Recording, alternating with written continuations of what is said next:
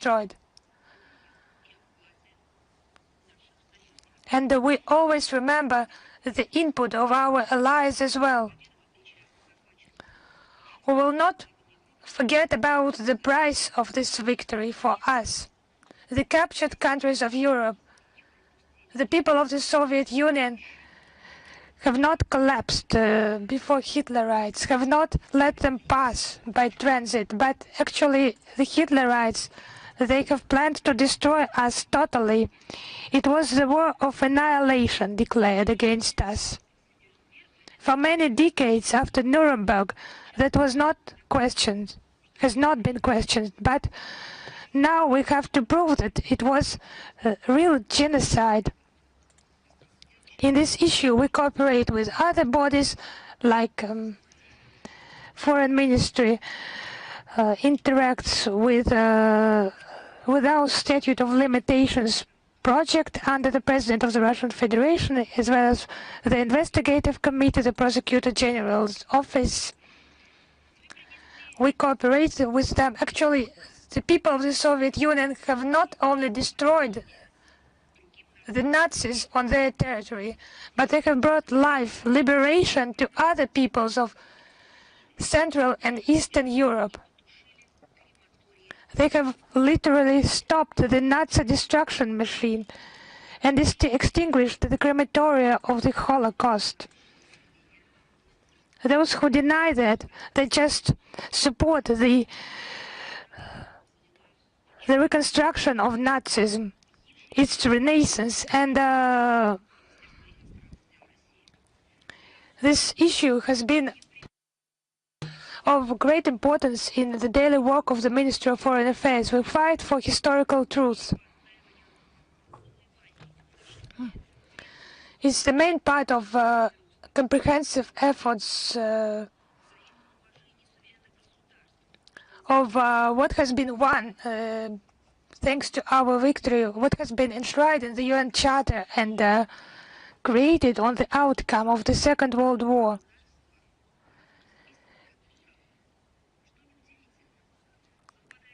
Our adversaries, other states whose list, it's not surprising, coincides with those who vote against the combating glorification of Nazism, neo-Nazism and other practices that contribute to fueling contemporary forms of racism, racial discrimination, xenophobia and related intolerance resolution.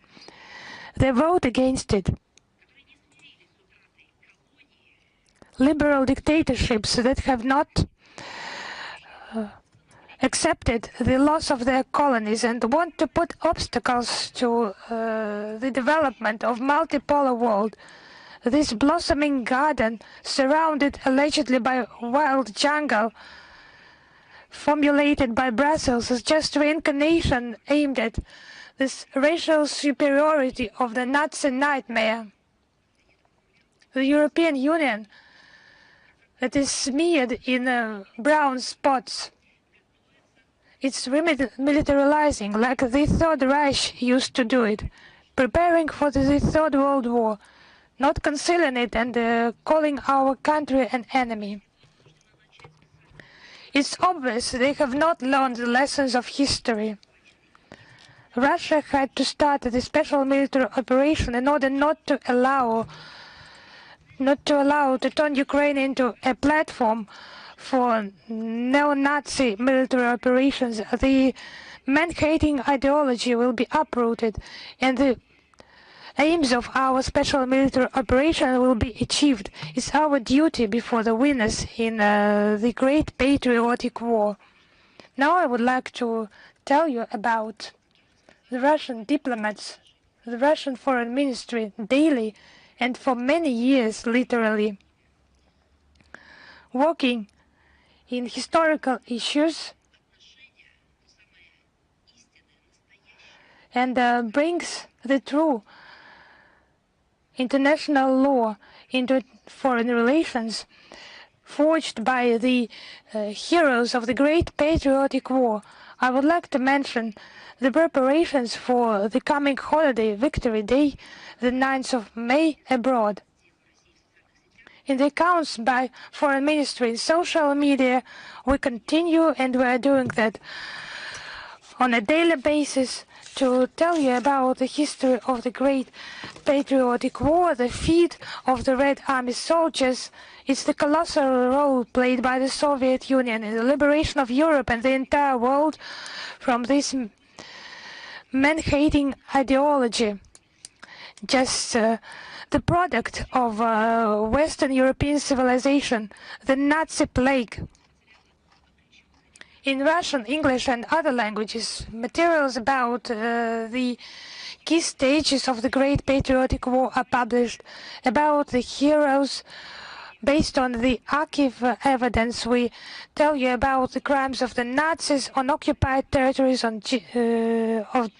about genocide of Soviet people conducted by them. We do that not only for our compatriots, but also for and together with the peoples of our brother republics and now sovereign states. We do not divide this information.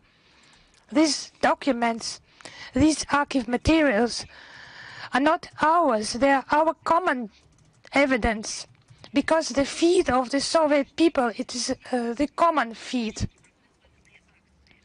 In many countries, Russian diplomats and compatriots hold memorable events.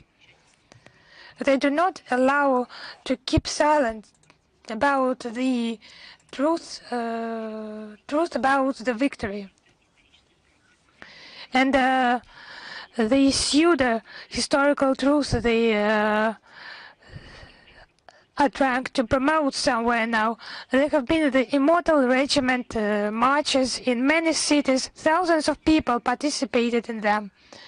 Despite provocation in a number of states of the so-called collective West, this event has already been held in more than 30 countries. In some cities, it has been the first time since a pause caused by the pandemics and the manifestations of Russophobia. In Busan, for example, in South Korea, it was the first Immortal Regiment procession since 2019. They try to somehow conceal historical fakes. They just express their hatred in many ways. Just imagine, diplomats just equal the Soviet Union, from where their great-grandfathers originated. They equal it to the Third Reich. It's just treason towards their ancestors, or it's just the descendants of Nazis. They cannot be called diplomats, because diplomacy should be based on international law and historical facts. It just can cause disgust, sincere disgust. As the head of the Kiev junta, Zelensky, his father's great-grandfathers, they fought for the Soviet Union, for our common motherland. They fought against Hitlerites, Hitlerite occupants and criminals. What would their ancestors say now? Looking into their eyes, just looking at their descendants for their personal benefits, just denigrating our common past, and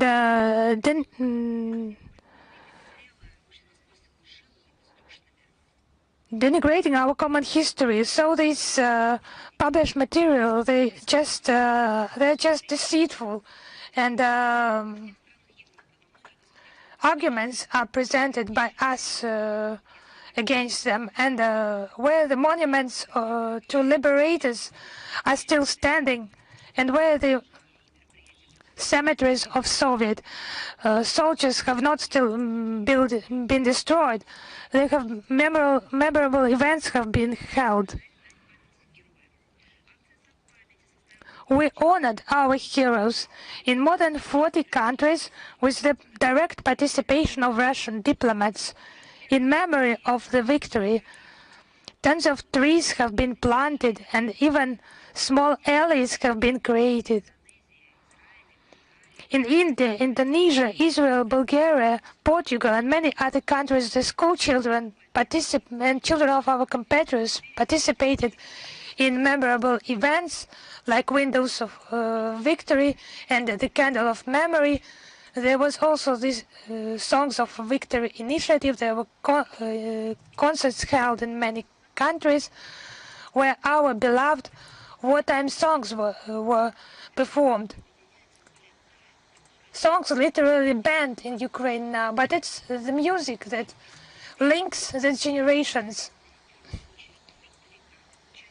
It's the sincere songs coming from the heart, have been written by real soldiers. It's the truth about the good and the evil, about the fate of the people, about the human fates of our mothers, grandmothers. The descendants of the Nazis are trying just to distort that, to erase this memory. Their efforts are not successful, I would like to say. We will not allow that in Paris, in Vienna, in Tirana, the Tureski choir and soprano performed those songs, and local audience, they just enjoyed those songs, and our competitors, and the Tureski choir concert has been broadcast. It's the second performance of the Tureski choir there. The songs are posted on the internet. They are shared for someone you know, some foreign friends, and Russia also participates in this initiative. We publish comments on the songs of the Great Patriotic War. We also post videos for those songs, and the Ministry of Foreign Affairs of Russia supports this initiative. And now our president, we now launch in the Telegram the digital program in Russian and English, the so-called rounds with records of 20 most well-known victory songs. Please listen to them, please share them. Such audio visual messages. People from all over the world demonstrate a colossal interest towards the 80th anniversary of the victory and the historical truth. You can study that in the Foreign Ministry accounts. The information is uploaded on a daily basis, and there will be links in the text of the briefing. Please follow us. You can see a lot of very interesting events held by our foreign missions. It's not only the events in which Russian diplomats participate in the context of the 80th anniversary of the victory. There is also analytical work connected with this memorable date. It's been a report prepared on the shadow of Nazism covering Europe again. It has been it's about the glorification of Nazism. It's spreading the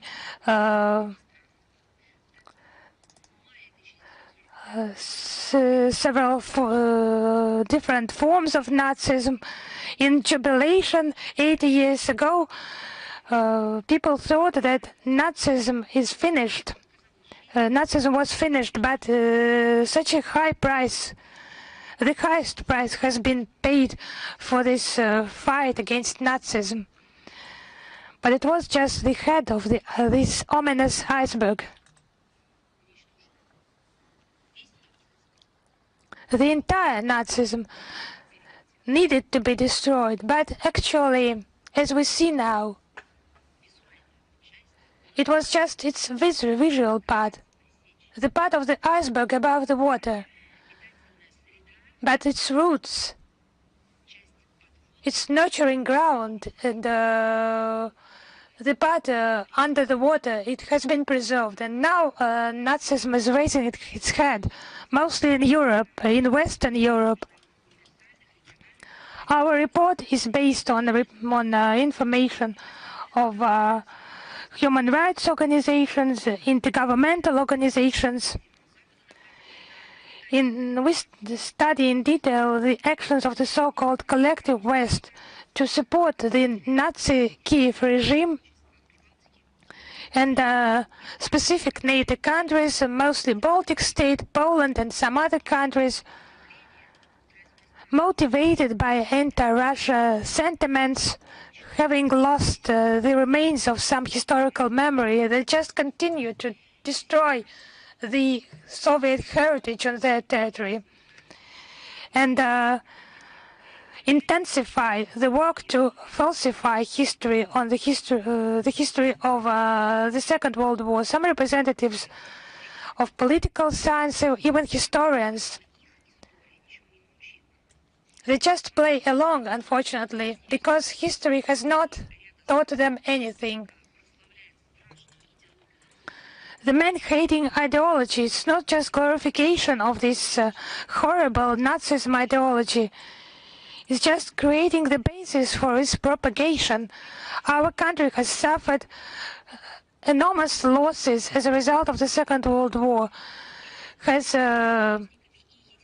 destroyed Nazi representatives in Europe. It will never allow to forget the lessons of the past, to distort the historical truth, including the liberation of Eastern Europe and Central Europe countries. The liberation that has been the result of common efforts by anti-Hitler coalition. I appeal to journalists, political scientists, historians, please study this report. It's available in Russian and English. Share your assessments, maybe some materials. Possibly we will use them in the development of the next report. Now some events with the participation of Foreign Ministry. There has been an exhibition without the right to forget. This exhibition has been prepared on the order of the President of the Russian Federation, Vladimir Putin, within the framework of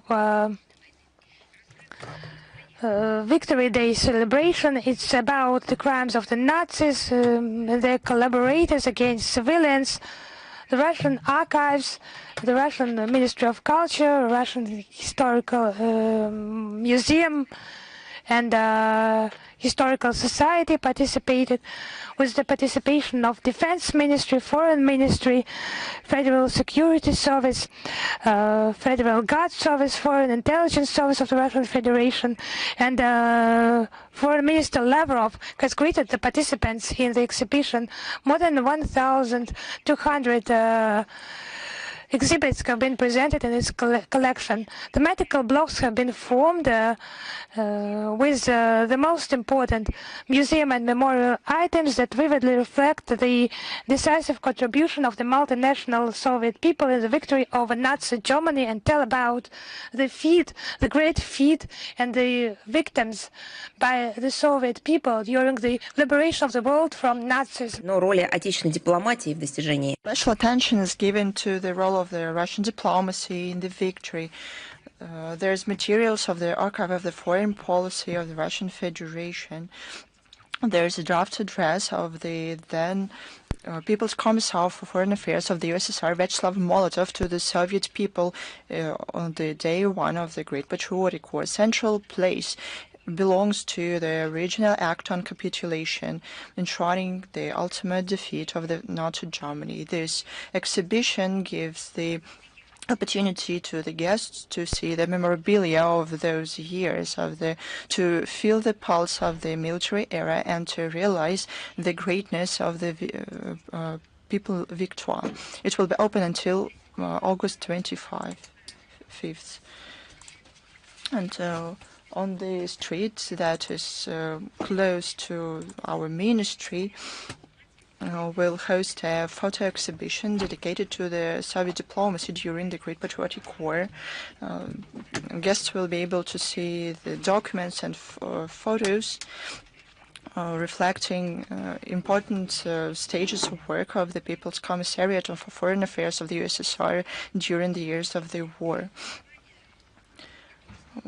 These materials show the activities of our ministry to establish anti-Hitler coalition.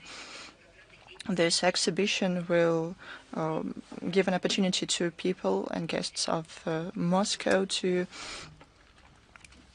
see how the activities of Russian diplomats contributed to the defeat of Nazism. The exhibition was prepared by the Department of State Protocol and Historical and Documentary Department of the Ministry with the support of the Department of Culture of the City of Moscow. All the materials were given by the Archives of Foreign Politics of the Russian Federation. Now, about the modern fight with Nazism, about the Ukrainian crisis.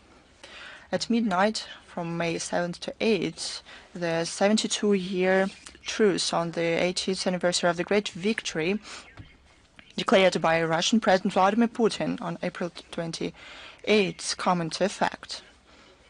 I'll remind you, on May 3rd, Zelensky publicly refused to support these initiatives, saying that this initiative is not serious. But it's more serious to kill their own people, isn't it, Zelensky? The Ukrainian army did not stop firing during Easter. He violated the ceasefire regime about 5,000 times. In March, April, they violated a 30-day moratorium on energy strikes 136 times. Moratorium is not serious enough, it seems. Zelensky doesn't have any sacred anymore. He abused the memory of his own grandfather, holder of 2 orders of the Red Star, Semyon Zelensky. Now the leader of the Kiev regime abuses the living veterans, those veterans who lived until the 80th anniversary of the victory and who want to participate in the celebrations on the Victory Day on April 29th and May the 3rd. Zelensky de facto threatened to commit terror attacks during the parade in Moscow. He said that he cannot guarantee security to those who is going to come to Moscow. When he realized that, yet again, he made a fool of himself, Zelensky, in a manner typical of him, tried to put the blame on who? On Russia, of course, who ostensibly is interested, according to Zelensky, to accuse the Kiev regime of it.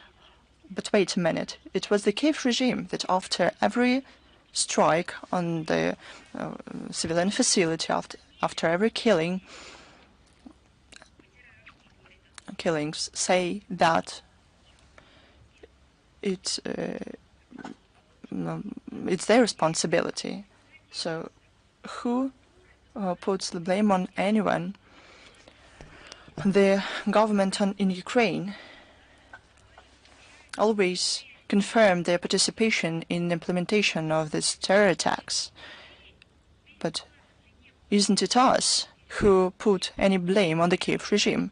No, it's the Kiev regime who confirmed in the killings of Russian journalists and striking on civilian infrastructure and attempts to destroy of the Crimean Bridge. There's a saying, a thief can't hide his guilty feeling. But in case of Zelensky,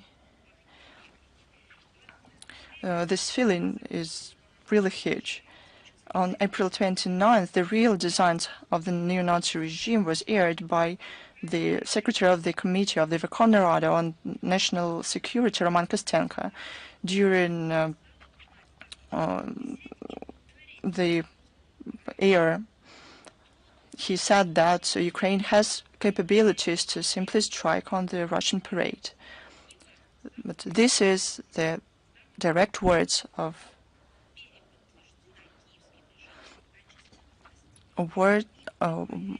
those who holds the power in Kiev. It's their direct quote. In case there is there's an order, such operation can be designed.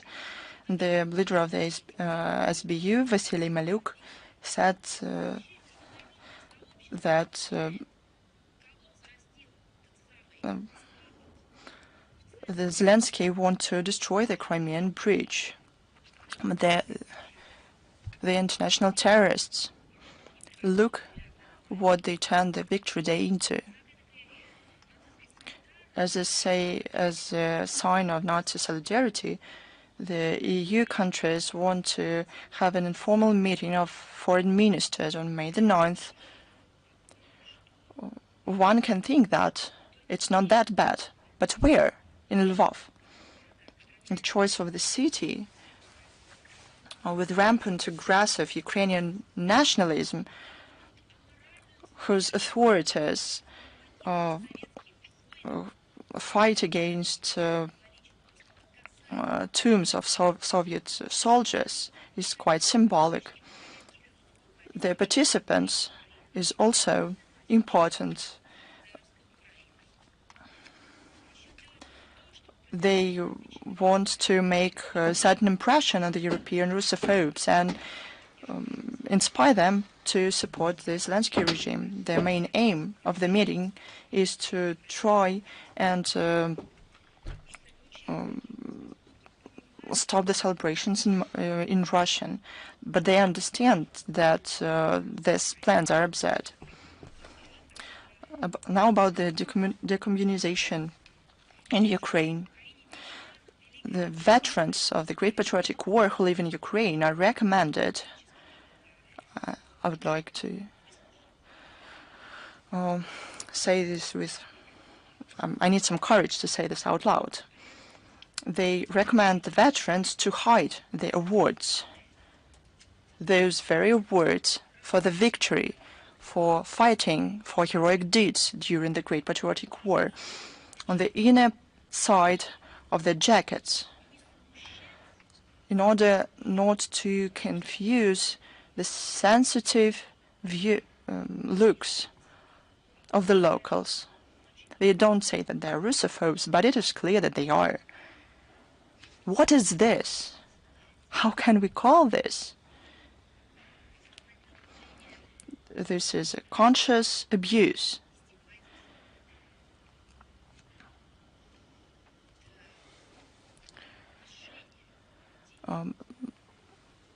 This is an attempt to degrade people. These guidelines were worked out in this institution of the National Memory of Ukraine. They said that the Soviet ordnance and medals should be worn in the correct way. De facto, it is prohibited. But after writing history, the Kiev demands not to keep the heroes in the shadow. They want to destroy themselves, not to show themselves, not to have the courage to show those words and orders. It is clear that memory of those who saved the world from the Nazism makes them fear. On May the 8th, May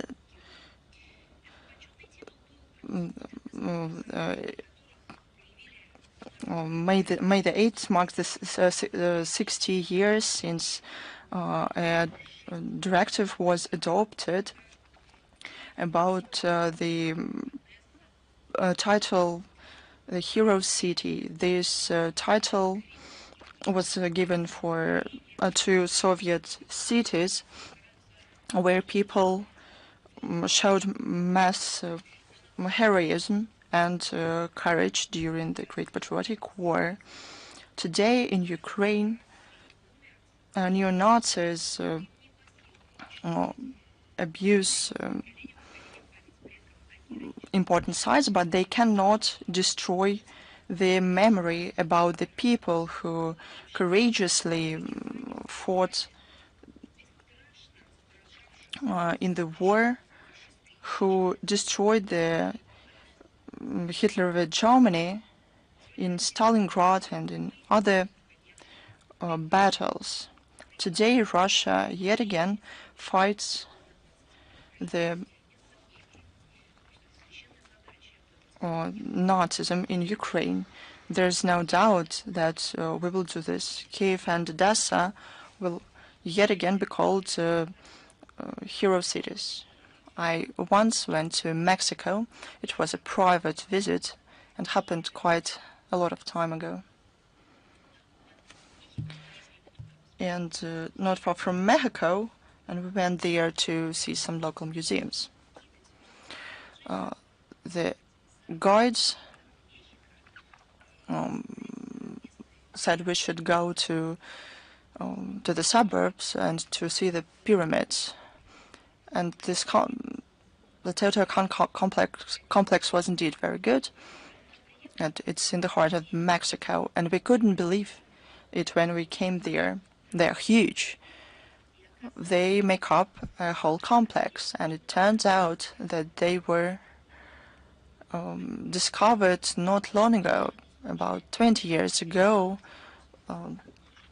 And I asked myself how such things can happen, that huge things that can be compared to modern skyscrapers can be forgotten. And people who didn't go anywhere from the region can forget about them. It's been about 15, 16 years since then, and now I do understand how humanity can forget whole cities and pages of their history, and the example of Ukraine. In our eyes, the history of hero cities are being forgotten, but I'm sure that in future they will be reopened. But we'll do even more. We will prevent the forgetting of the history of these cities. On May the 2nd, 2014, 11 years ago, Ukrainian Nazis killed in the trade union's house in Odessa dozens of innocent people who did not agree to the seizure of power in Kiev. Do you remember back then that the anti-people junta and their sponsors with power destroyed the legitimacy in Ukraine? People in Odessa protested. They decided, with the cost of their own lives, to say no to this. 48 people lost their lives back then. It didn't happen 80 years ago. It happened 11 years ago. It's the newest history. It's the modern history. We all remember this. But not everyone remembers this. 48 people were burned alive.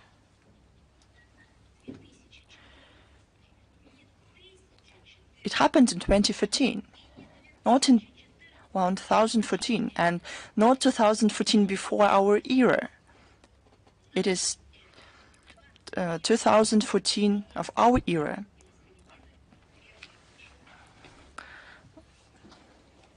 The first part of the 21st century, 48 people were burned alive. Indeed, every time we say that with pain we remember those tragic events, and every time we are going to talk that those guilty of this mass killing weren't punished. the Kiev regime, despite new information about that crime, continue to cover up those who were guilty. But the main question goes not to them, not to the Kiev regime, whether it is those who threw out the legitimate representatives of the Ukraine from their cabinet, Yatsenyuk and others. It's not the question to Poroshenko, who came after that and did everything not to investigate this crime. It's not the question to Zelensky, but he, although he promised to bring order into this matter. But it is a question to those who year after year said that human rights are sacred, that they are the basis of the development of the economy, finance, the culture, who looked at everything through human rights, who did not forget any cases that where they saw the violation of human rights. But where are those human rights institutions now? And those representatives of the Western public society. Now we know that they only received money from the USAID agency. Where were you back then, 11 years ago? You did not demand the investigation, not simply of the killing of people, but to sacrificing these people to neo-Nazism.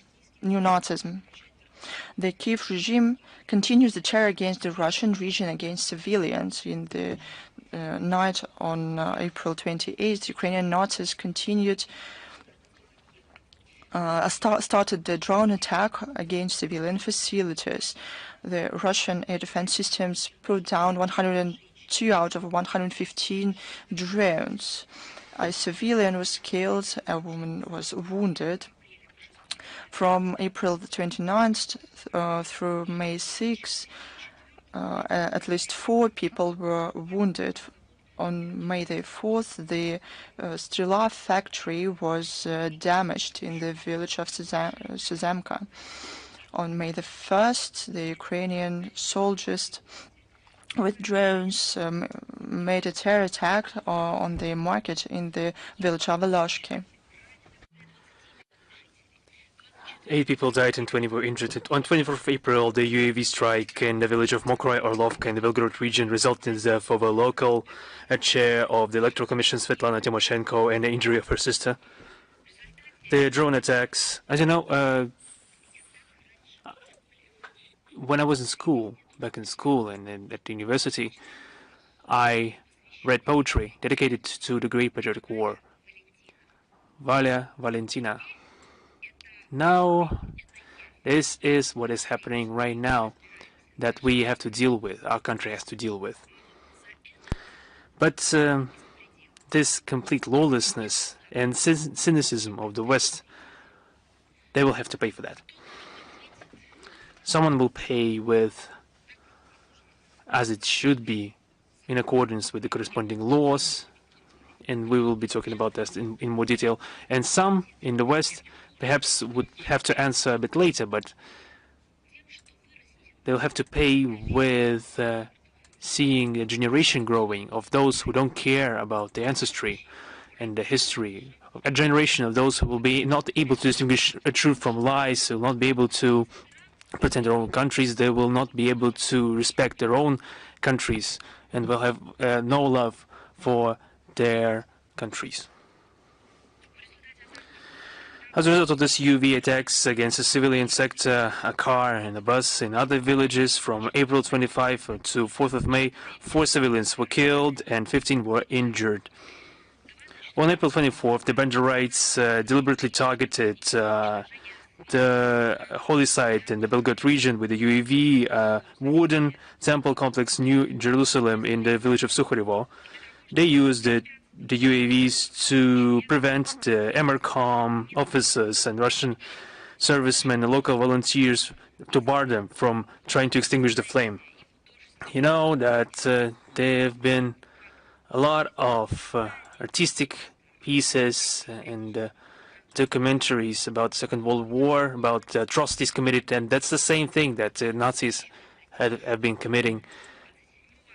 On April 27, the UAVs from Ukraine struck a school in the village of Peshchanoe and a butter factory, an oil factory in the village of Sloboda in the Kiev regime. The school was set on fire and one person was injured. On 30th April, the UAVs from the AFU attacked a civilian district and a building of a kindergarten.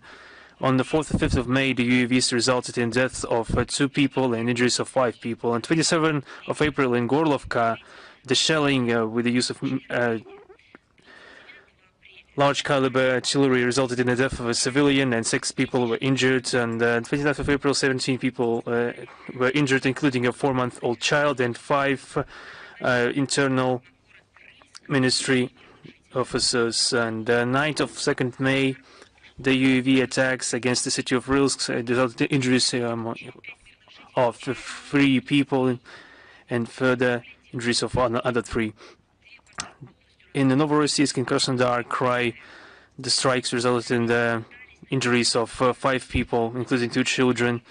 On the 3rd of May, the Ukrainian terrorists tried to strike the Crimean infrastructure with missiles using 8 Storm Shadow missiles and 3 Neptune anti-ship missiles. On the Black Sea, 33 crewless unmanned boats were used in an attack. All those boats have been destroyed by the Russian armed forces, and everything will result in a punishment. Russian courts continue to sentence Ukrainian neo-Nazis and mercenaries for their war crimes and other atrocities. Andrei Zhurba and Anatoly Marmaza, the AFU militants, received 16 years in prison each. They mined roads and prevented the evacuation of peaceful Persia from the Kursk region. They have been in absentia sentences in regards to foreign mercenaries from Azerbaijan, Belgium, and Sweden. Gassar Analogly Mamedov, Maxim Roger Genry Barat, and Tobias Enquist. They have been sentenced to 14 years in prison each. All 3 have been declared, international search has been declared for all 3. A 9-year sentence was issued to the Colombian mercenary Miguel Angel Montilla Cardenas, who was captured by Russian forces in 2024. He accepted the blame. The Ukrainian Nazis are still continuing to identify themselves with their ideological predecessors from the Third Reich. Of course, there's proof of that. On the 26th of April, the militants of the Karpatskaya Sech Battalion published an invitation to the celebration on the occasion of the creation of the detachment, depicting the head of the SS, Heinrich Himmler, and other Hitlerites.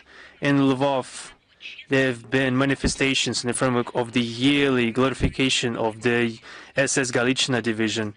One of the posters featured the photographs of 2 German Nazis in the period of the Second World War. One of the pictures was taken during the Kiev offensive in 1941, and second in the Ardennes in the Battle of the Bulge in 1944.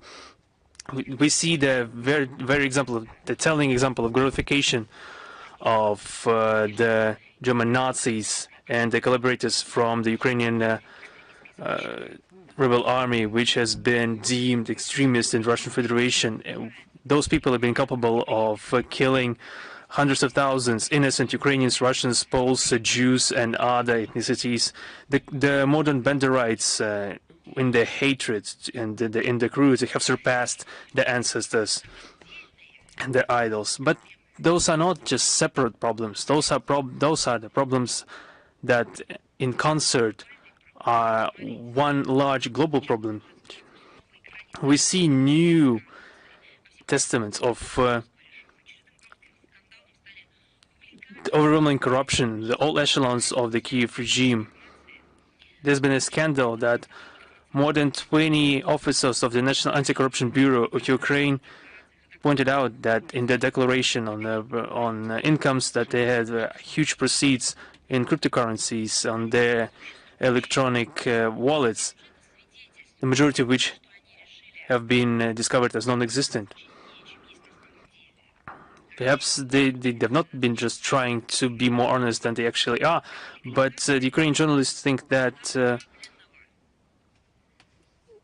these are the clumsy attempts to legalize the stolen proceeds, primarily from among the money that has been supplied by the West to Ukraine. And this has all been going under the pretext of fighting corruption. And against this backdrop, the government of Ukraine refused to increase paychecks, to increase salaries to teachers, justifying it by the lack of possibility to send budgetary funds, which have been all sent for security and defense. Which kind of defense are we talking about when we see Zelensky regime killing their own citizens? The Kiev regime, for the sake of its own enrichment, is trying to extort money from Ukrainians, deeming them to poverty. And some of them have been running abroad, where, if lucky, they will be able to leave the country, but then they will be immediately prosecuted by the representative of the Kiev regime, and so on and so forth. And this all is part of the overarching plot where we see the Russian language cancelled in Ukraine. They've been boasting that there are almost no children in school, and perhaps this will be a point where there will be no children at school at all in Ukraine. They've been boasting that there have been no children in Ukraine studying Russian language. Currently, they say that around 345 people have been studying Russian and 109 people have been studying it as a foreign language. Such data was presented by an ombudsman on the protection of the state language, Taras Kremen, on the 1st of May. According to him, there have been around 100,000 children in 2021 studying Russian language, and soon he boasted that there wouldn't be a single one. Just I'm curious if someone will be interested in studying Russian language, and for this, for the sake of statistic, would he be physically exterminated to keep the statistic beautiful in the eyes of the Kiev regime? This, of course, will be mentioned later. And this achievement is being appropriated by this language ombudsman, who has been openly claiming to seek re-election after July, when his mandate runs out. In the conditions when the Russophobia in Ukraine is the main basis of state policy and has been cultivated in Ukrainian society, we see unusual characters emerging, such as Ukrainian actor Bogdan Benyuk, who in a live broadcast called for hitting children for speaking Russian.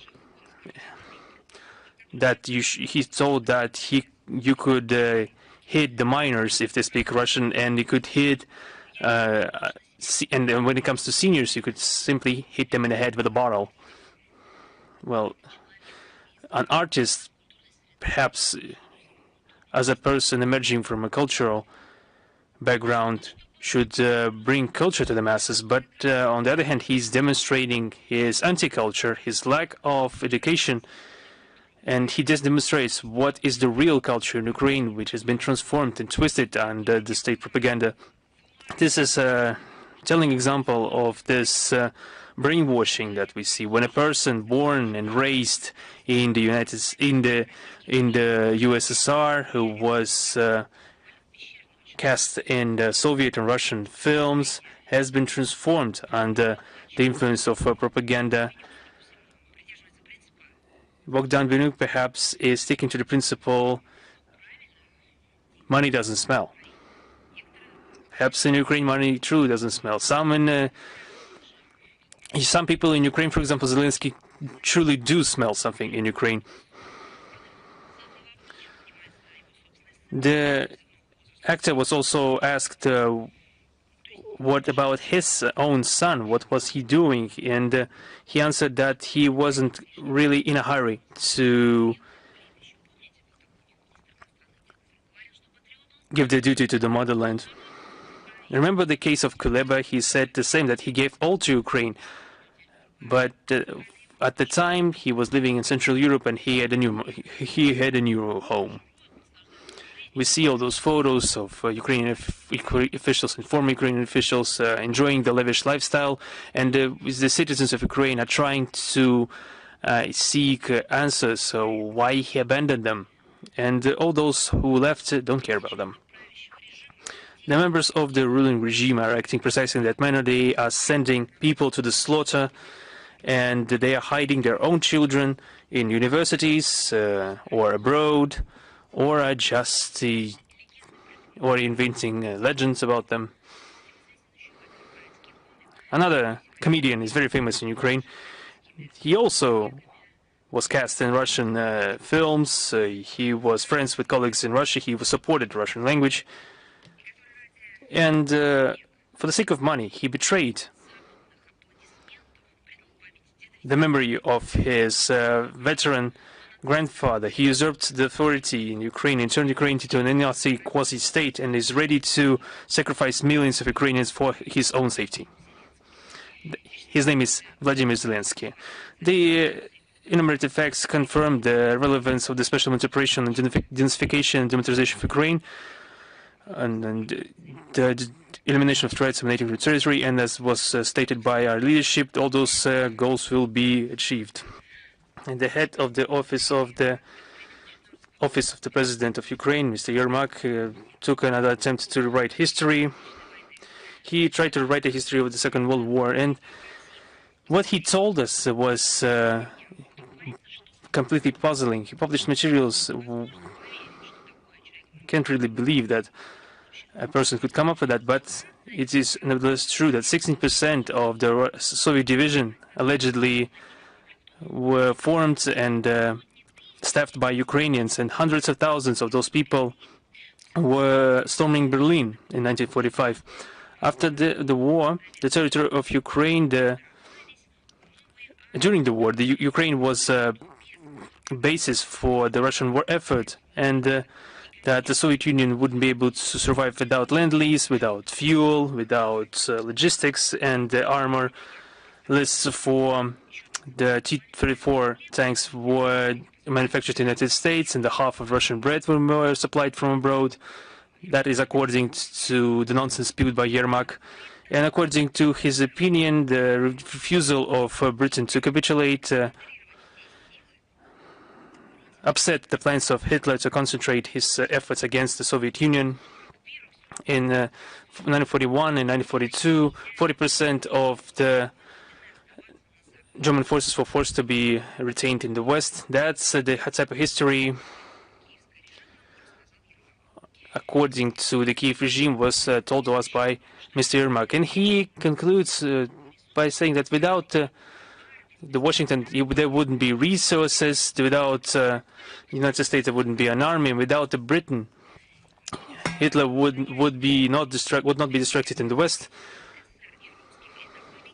And according to him, that Russian contribution to the victory is a propaganda piece to institute a post-war hegemony of Moscow.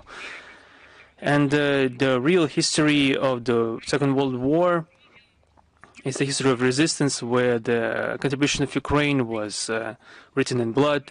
This is a new word in historical revisionism and a veritable novel rich with the Nazi revanchism spirit.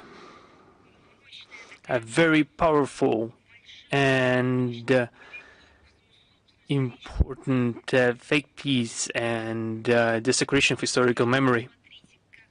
Just look how they are cringing from at the very sight of the 9th May celebrations. They can't stand even the mentioning of the great victory holiday celebration.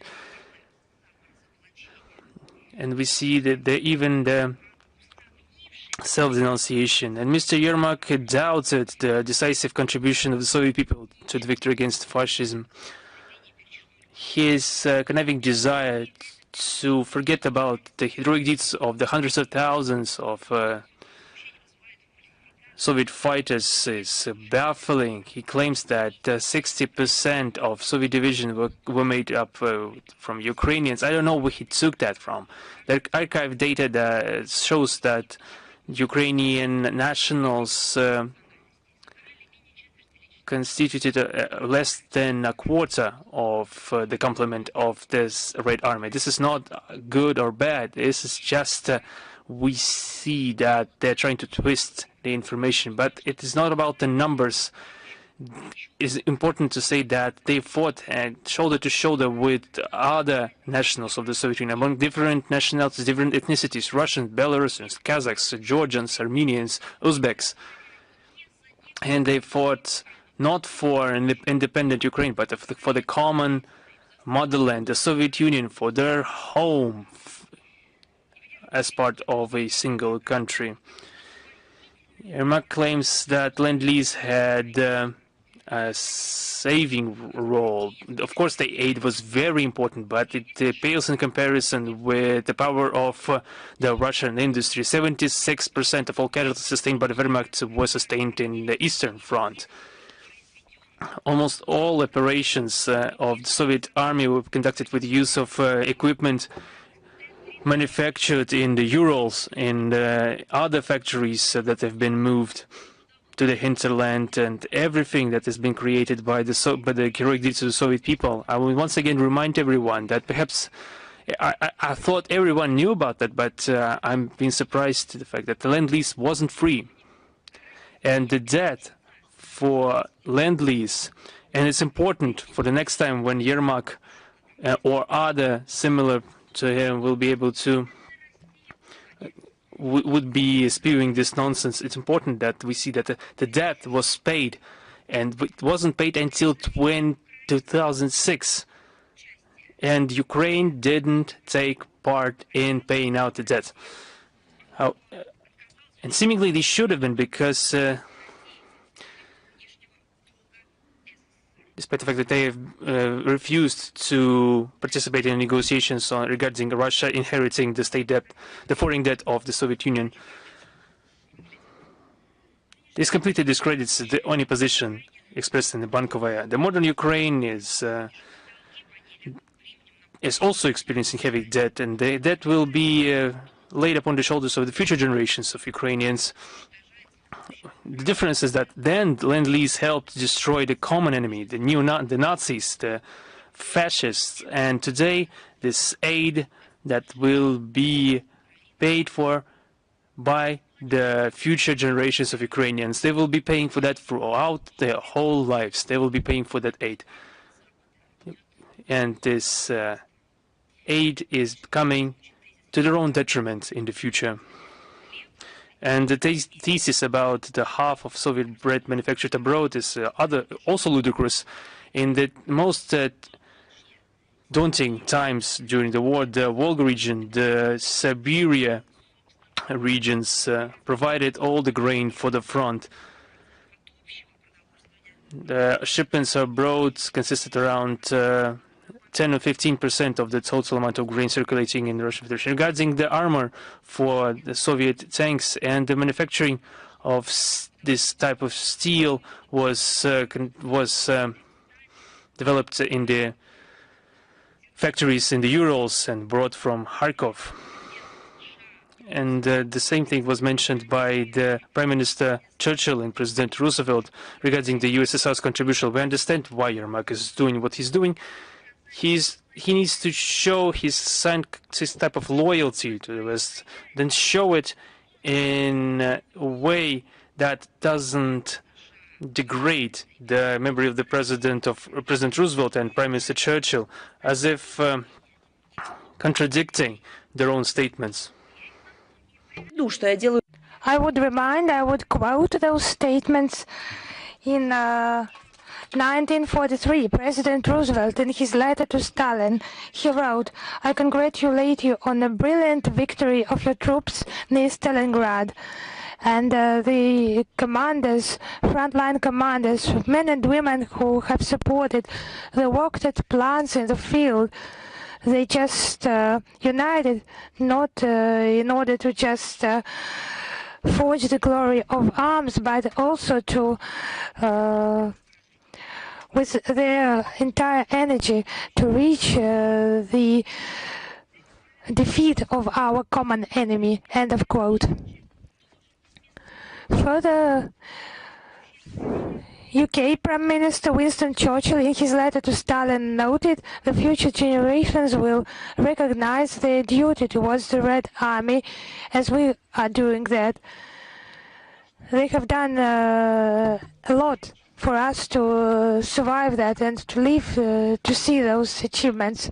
Can this quote by Churchill be made now at Downing Street at Foreign Office for British media who are so proud of their British education, for them to quote the testimonies of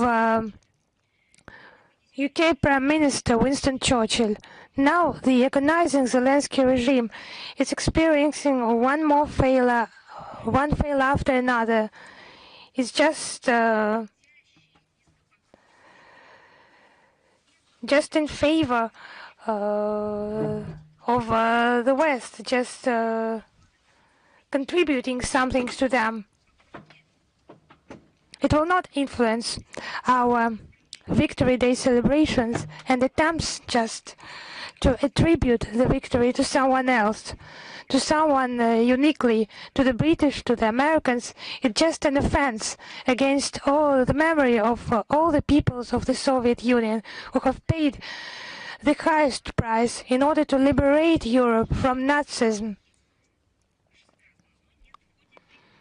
Actually, the UN could react to that, but Dujarric, UN representative, he just made another notorious comment during his briefing on the Ukrainian issue. He said that a number of Ukrainian 175 civilians were killed during attacks on Ukrainian cities. Actually, there were questions about the sources of this information.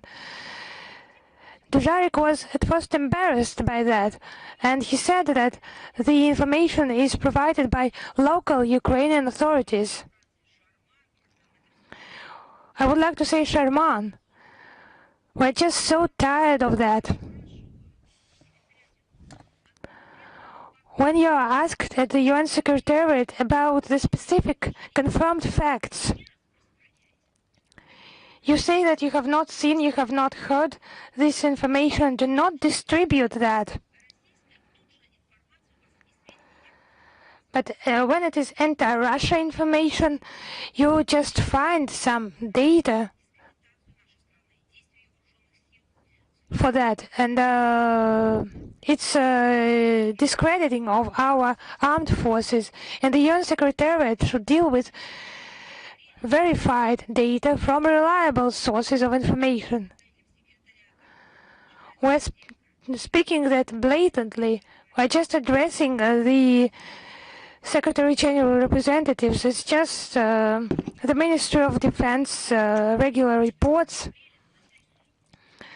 They say that the strikes on the 23rd, 24th of April were done only against military sites, missile and tank sites. It's just not the first time of horrible insinuations regarding the Ukrainian crisis. The UN Secretary General used to fight against such insinuations. The efforts, they just need to be better employed. Now they just support the most absurd accusations against our country.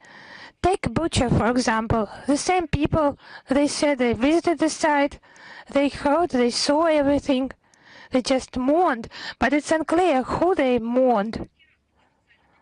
We have asked tens of times requested the UN Secretariat to provide the lists of those allegedly killed there. Nothing has been provided. We have addressed Guterres and talked personally, but there were no clarifications about the, as they say, tragic events in Bucha. There are no lists, no information, no names, no photos, no information at all. The UN officials just have a contradictory approach to that issue. They did not condemn the barbarian attack against the Kursk region, not just humiliation of people, but torture against civilians by the Ukrainian armed forces and by that Bankova gang. What they committed in the Kursk region. No information, no comments at all. Despite questions by journalists about regular shellings of Russian civilian citizens with the use of drones, Ukrainian drones. Even those cases where the Kiev regime accepted responsibility, there were no comments by the UN Secretary General or someone else. They just call upon restraint and call up independent investigations, but when it's about Western countries, they find some data, of course false data, false numbers, but those violations of international humanitarian law, I would say unprecedented. To all the independent experts and observers, such a line based on double standards it just causes disgust. The UN officials should adhere to equal positions. And in these conditions, the Secretariat, it can hardly be regarded as an honest broker in the settlement of the Ukrainian crisis. We call upon them to stop this engaged policy and to be neutral in its position. And to come back to the implementation of their direct duties within their functional scope. Now the Javier Milei administration has provided access to the digitalized archives on hiding of the Third Reich representatives in Argentina. We will, of course, provide the link in the text of the Today briefing. The classified marking has been lifted from this file long ago, but it could be studied in specialized archive premises. But now it has been shared. This data has been shared by Rosenthal Center based in the US, and now this data has been made public. Collected from 1950 to 1980 by national security services of Nazi criminals who were hiding in Argentina. How many of them were there? How do you think? Maybe tens of them, maybe 100 of them who could just hide there somehow. Not less than 10,000 people. It's a good question. How could they just move there? There is the Holocaust architect Adolf Eichmann, who lived under a pseudonym of Ricardo Clemente in Buenos Aires up to 1960, and by the Mossad special operation he was taken from the country and executed in Israel.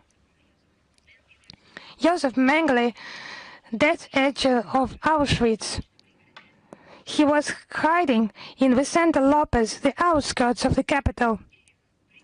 Erich Pripke participated in mass executions.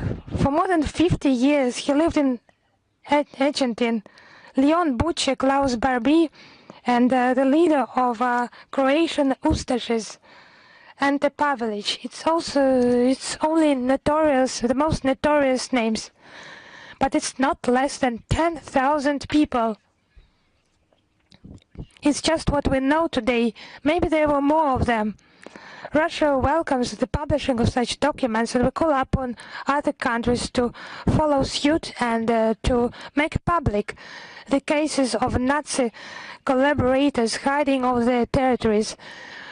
We would like to underline that these crimes have no statute of limitations, so they were hiding there and they were hidden in those countries.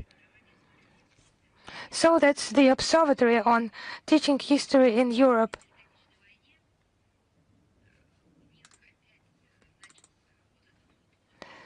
On the eve of the 80th anniversary of victory in the Great Patriotic War, they just started this frenzy, continued it, and published that report. They did not actually publish the data about Nazis who were hiding on the territory of Western Europe, for example in Switzerland or in Northern Europe. Instead of publishing the data about their movement from the European continent, in particular to America, this Observatory on History Teaching in Europe published the report on actions in 2024. This instrument has been created under the auspices of the Council of Europe, of the enlarged partial agreement, and I have called it an instrument because it has no relation to any historical scientific community. They underline the input of the observatory in debunking the alleged Russian disinformation campaigns to assess the past of Ukraine, according to the opinion of those pseudo-experts. Все хорошо. The Kiev regime, everything is good in its perception of the Second World War. It meets with no objection in Strasbourg, the Ukrainian point of view. They just publish pictures with Nazis in the invitations to event. Just the Observatory on History Teaching ignores that. Their banners, they're just totally in compliance with the Nazi banners. But the observatory just doesn't notice that. It just turns a blind eye to the Nazi marches and actions against those who do not agree on the territories controlled by Zelensky and his gangs. Approaches were promoted that were politicized and hostile towards our country. It's from 5 to 6 December 24, the annual conference of this observatory in Strasbourg in 2024, and we were accused of being politicized and confrontational. What this phrase means, it's impossible to understand that. Actually, its purpose was to balance the history teaching and the communication between professionals, but it has turned into an instrument, you see, necessary for further degradation of conscience, self-conscience of the peoples of Europe. It's just a mouthpiece for openly anti-Russian and revisionist approaches. It just causes indignation. This so-called observatory, they are trying to reformat history through that. It's a means of influencing the public conscience, strengthening Russophobic cliches and xenophobia. We think that fighting the historical truth is unacceptable. We will react and we will cooperate with all those who are open for dialogue, who treats the historical memory with care and attention. In Warsaw, there has been the 10th summit of the Three Seas Initiative. It's just some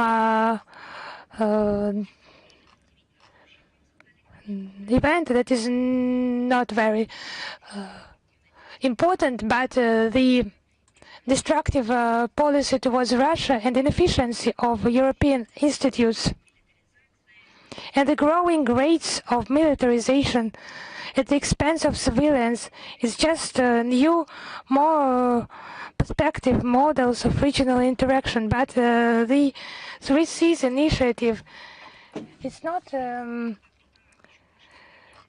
It just promotes the crisis. It does not provide any ways to overcome the crisis. And the joint declaration that is filled with the talking points that have been on many occasions voiced supporting the Kiev regime and offensive statements against Russia of various kinds. The text is so phonetically, blatantly Russophobic that one of the participants in those Three Seas initiatives, namely Hungary, deemed important, necessary to adopt a separate declaration to distance itself from these cliches. I would like to warn my colleagues against playing with the Kiev regime and to share with the Three Seas initiative countries their analytical best practices in protection of energy and transport infrastructure and to spread it to Baltic and Adriatic. It's just looks like some news from some mad people. It just requires some well-balanced approach. And what can Ukraine and its current state offer to that? Just to implement the Kiev experience, and Russia is open to the development of mutually beneficial interaction with all the constructive partners, also in energy, and the implementation of any politicized infrastructure projects bypassing our country just lacks perspective.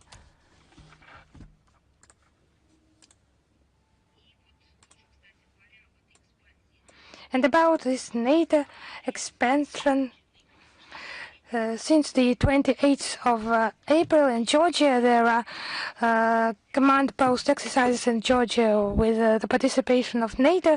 17 member countries participate, including Armenia and Azerbaijan. Thus, the alliance continues its policy to involve the republics of the South Caucasus into their influence. As a rule, such formats used by NATO to impose to the regional actors. They impose their standards. They create conditions to reshape the defense base. No one should harbor any illusions. And the actions of the NATO aim not at strengthening security, but to create the zone of instability and tensions.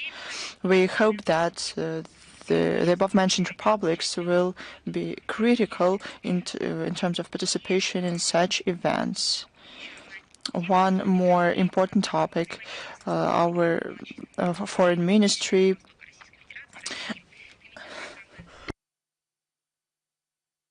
together with Association of Small Indigenous Peoples of the North Siberia and Far East of the Russian Federation, prepared a book, Regulations of the Northern Peoples.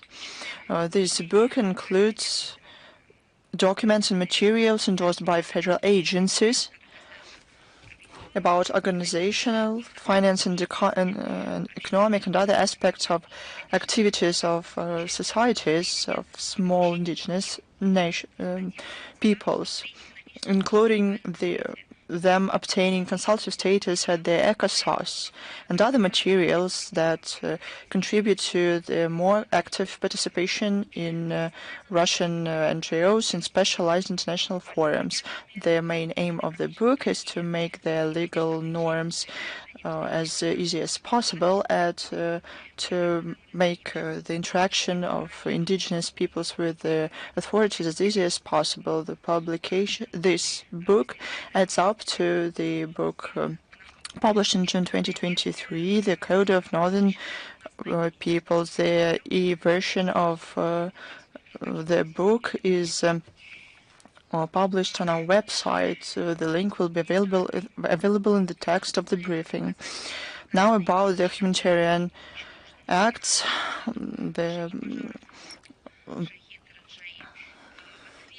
In response to the request of our Iranian friend, the President of Russian Federation, Vladimir Putin, made a decision to urgently send to the city of Bandar Abbas several special flights of the Emircom of Russia with experienced professionals to extinguish the fire in the port of Shahid Rajai. Despite difficult meteorological conditions and severe hurricane, our specialists made it to that place and started to extinguish the fire. Amphibious planes made several flights to drop water on the fire. Our diplomats facilitated Russian rescuers in terms of coordination with Iranian colleagues.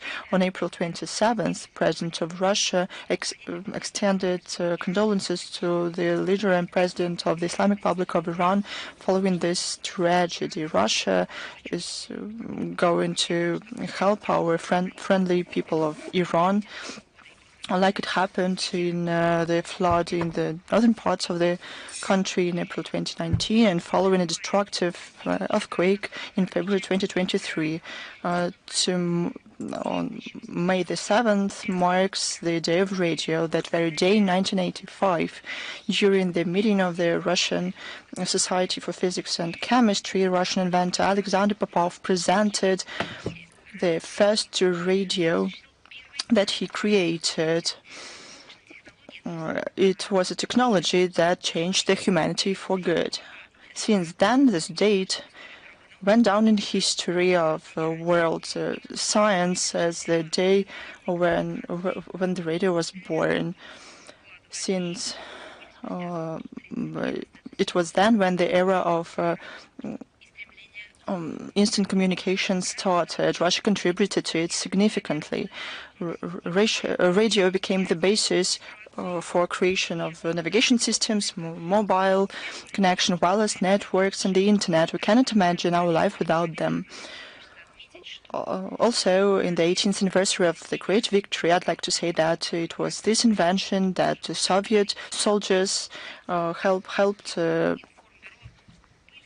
Soviet soldiers to maintain their morale. Do you remember the reports of the Soviet Information Bureau? Do you remember this? Attention, Moscow speaks. Back then, not only our country, but the whole world learned from these reports through radio how we fought Nazism, how our ancestors did it. The Third Reich even declared radio announcer Yuri Leviton as a personal enemy of Hitler. But the Kiev regime did the same thing. The presidential office declared journalists and Russian media personal enemies of Zelensky. And there was a list of the so-called peacekeeper. the radio, despite all the predictions of skeptics, withstood and proved that the true values endure. When the IT companies turn the internet into a tool of censorship, radio remains the oasis of freedom. It doesn't require subscriptions, doesn't block undesirable opinions, doesn't sell data of users. Some say that it is easy as truth itself, as accessible as the air. Radio continues to unite people where the democratic algorithms make walls. Today, Russian broadcasters, successors of Popov, have to face not only the technical challenges, but attempts to make man-made obstacles, who makes them the collective West, who verbally declare freedom of speech as the fundamental principle, cynically block Russian media, introduce sanctions against journalists, and outlaw them. I'm not even talking about the military's website, where people are ticked off when they are killed. Just think about it. They prohibit the radio, the technology that survived 2 world wars. Isn't it a sign of moral bankruptcy of the so-called liberal model? They say that they fight with against disinformation. In reality, they fight alternative opinions. When they block Sputnik on Voice of Russia, they don't protect people.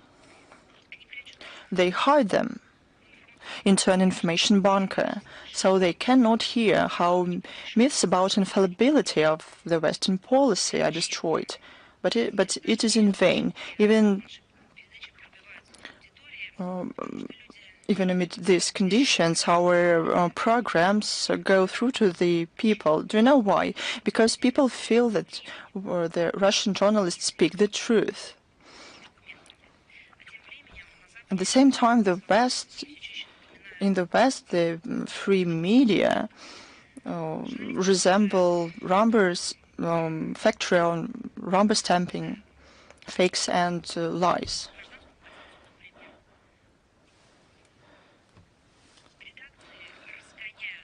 Journalists are thrown to prisons. Newsrooms are dismantled for their wrong questions or materials. For being objective, you can be left without not only career but even life. But why not? Because the Kiev regime killed a lot of journalists, and the West kept silence about it.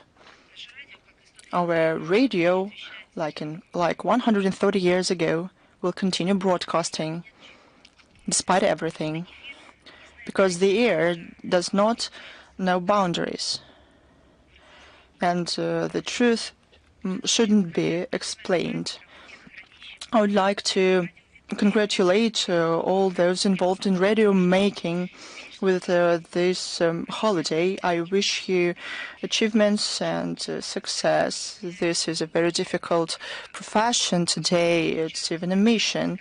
And until we can hear voices in the speakers from Kamchatka to Kaliningrad, we're sure, no matter how hard our enemies try, all their technologies cannot block the truth and stop the course of history. Because history is written by those who, like Popov, look into the future, not into the past. I congratulate you on the day of radio. May your air be clear, unlike the conscience of those who is afraid of it. One more announcement. On June, the event takes place in Kazan annually since 2016. It is organized by the Association of Young Diplomats and the government of the Republic of Tatarstan. Some 300 young diplomats participated in it. The main topic of this event is the diplomacy of victory, is dedicated to the 80th anniversary of the victory. A lot of representatives of the countries from the IOS countries will participate, and this discussion will concern the relevant topics. Sergei Lavrov sent his welcoming remarks to the participants.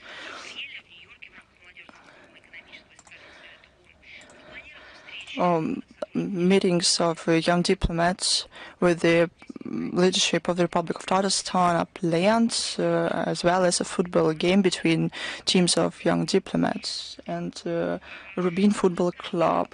We already talked about international SEO chess tournament. Two of them already took place this year. The second round was attended by 2,000 sportsmen from 68 countries, as well as representatives of more than 70 regions of Russia. All of them represented the national teams. The third round will take place in May in the hybrid format, so on May 11. The online events will take place. You have to be registered beforehand. The final round will take place in July 25th in Moscow. On June 5th and 6th, the Nizhny Novgorod is going to host the Global Digital Forum. Representatives of state agencies, business, academic circles from 122 countries will participate in it. It is expected that the forum will bring together more than 1,500 foreign guests. The aim is to define ways to overcome the digital gap. We hope that the forum will be a convenient platform to share huge Russian experience in this sphere, including law application practices. The special attention will be given to interaction in this sphere, including the AI, higher digital literacy, identification of disinformation. The government experts are going to discuss the cooperation on the important negotiation platforms at the UN. I'm ready to take your questions. Is the international affairs with us? Yes, I congratulate you on the upcoming holiday to you too. You already touched upon this topic today, and it is very important and of principle in our opinion. How can you comment on the statement of Zelensky about possible terrorist attacks on May the 9th? It's the case when a comedian turned into an actor of global terrorist theater. His latest comments testify to the terrorist essence of the Kiev regime, including the attacks on their own population. They abuse the veterans of their own country. They try to denigrate the veterans in our country. He betrayed everyone, including his own people. He kneeled before them and promised to bring peace to Ukraine. He betrayed his own grandfather, a veteran. He betrayed nationality, his people, everyone, everywhere. He's prepared to make a bloodshed of Ukraine. So he is someone there and is paid for this. So he is invited to the get-togethers of the so-called civilized society. When he says that he cannot guarantee security because it's not his territory. It means that after every terror attack, after every killing of a civilian, the Kiev regime admits to responsibility for this. They turned the Crimean Bridge into a constant target, and they jeopardized a lot of people. Literally, there are people killed, and every time they said that they did it. That's why his threats are clearly of a terrorist character. Look at this. All of this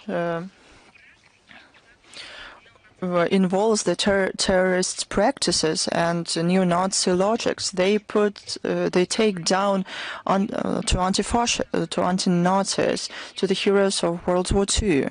Instead, they erect memorials to collaborationists. Now they even exhumated the bodies. So the Victory Day is not just another date when he can use his terrorist practices. It's his target. This is his aim. I don't know if he came up with it on his own or he was given instructions. Probably it's up to psychiatrists to decide. But it aligns with the common efforts of those who would like to cancel the outcomes of World War II and in the victory, when the USSR played a decisive role. This is the efforts of those who for many years want to exterminate the memory of those events. There were a lot of people who here in Russia who said that parades should not be taking place, that the uniform shouldn't be worn to do with those events, as a sign of respect to their own ancestors whose great-grandparents wore that uniform. All of this took place, but when they realized that they cannot achieve their goals, they made up another plan. They started to use the Kiev regime for this, for blackmailing, for threatening. But the Russian leadership already said that all those attempts are futile. Thank you very much. One more question. The Russian media published information that Slovak President Chancellery was received around 400,000 signatures of Slovak citizens under a petition initiated by some political movements in favor of a referendum to withdraw the country from the regime of sanctions against Russia. How would you comment to this information? Yes, indeed, we took note of the statement of different political parties and society organizations in Slovakia regarding the start of collection of the signatures to conduct a referendum, which, according to the constitution of the Slovak Republic, could be declared by the head of the states. And 400,000 signatures for a country with a population of 5 million people is an important number. This is another reflection of the fact that there are more and more sane citizens in European countries and politicians and activists who understand not only the illegal character but the senseless character of the introduced restrictions against Russia and the damage of the sanctions is clear to the population of Slovakia. It's not a secret to everyone, and they are getting their own statistics in the EU.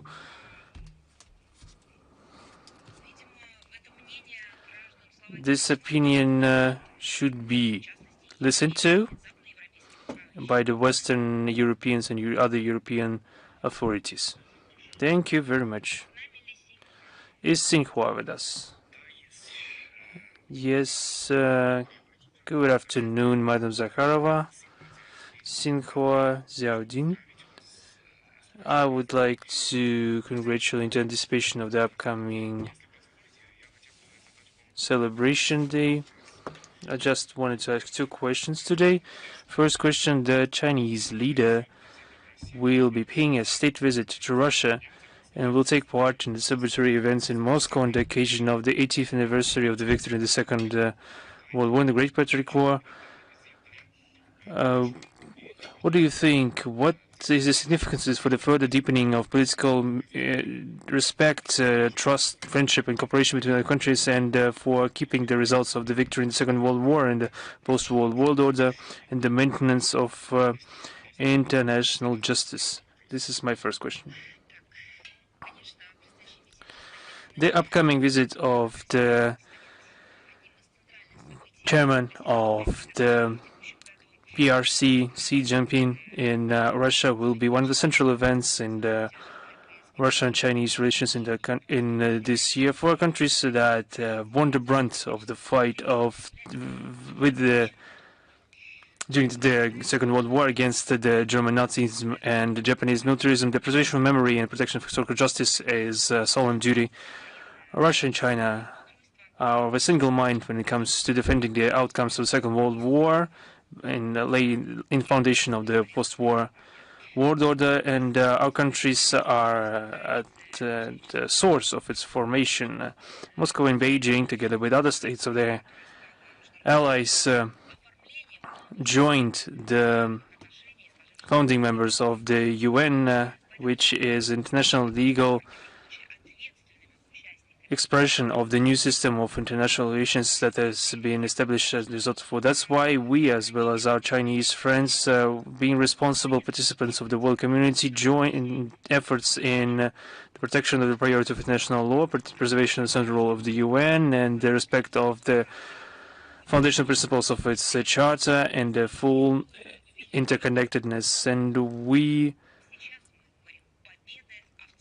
we are countering the attempts of the collective West to twist the story of the Second World War and to downplay the role of our countries as victors, and they are trying to downplay our role and are trying to discredit the principles of the post-war world order, and are trying to impose the rules-based international order.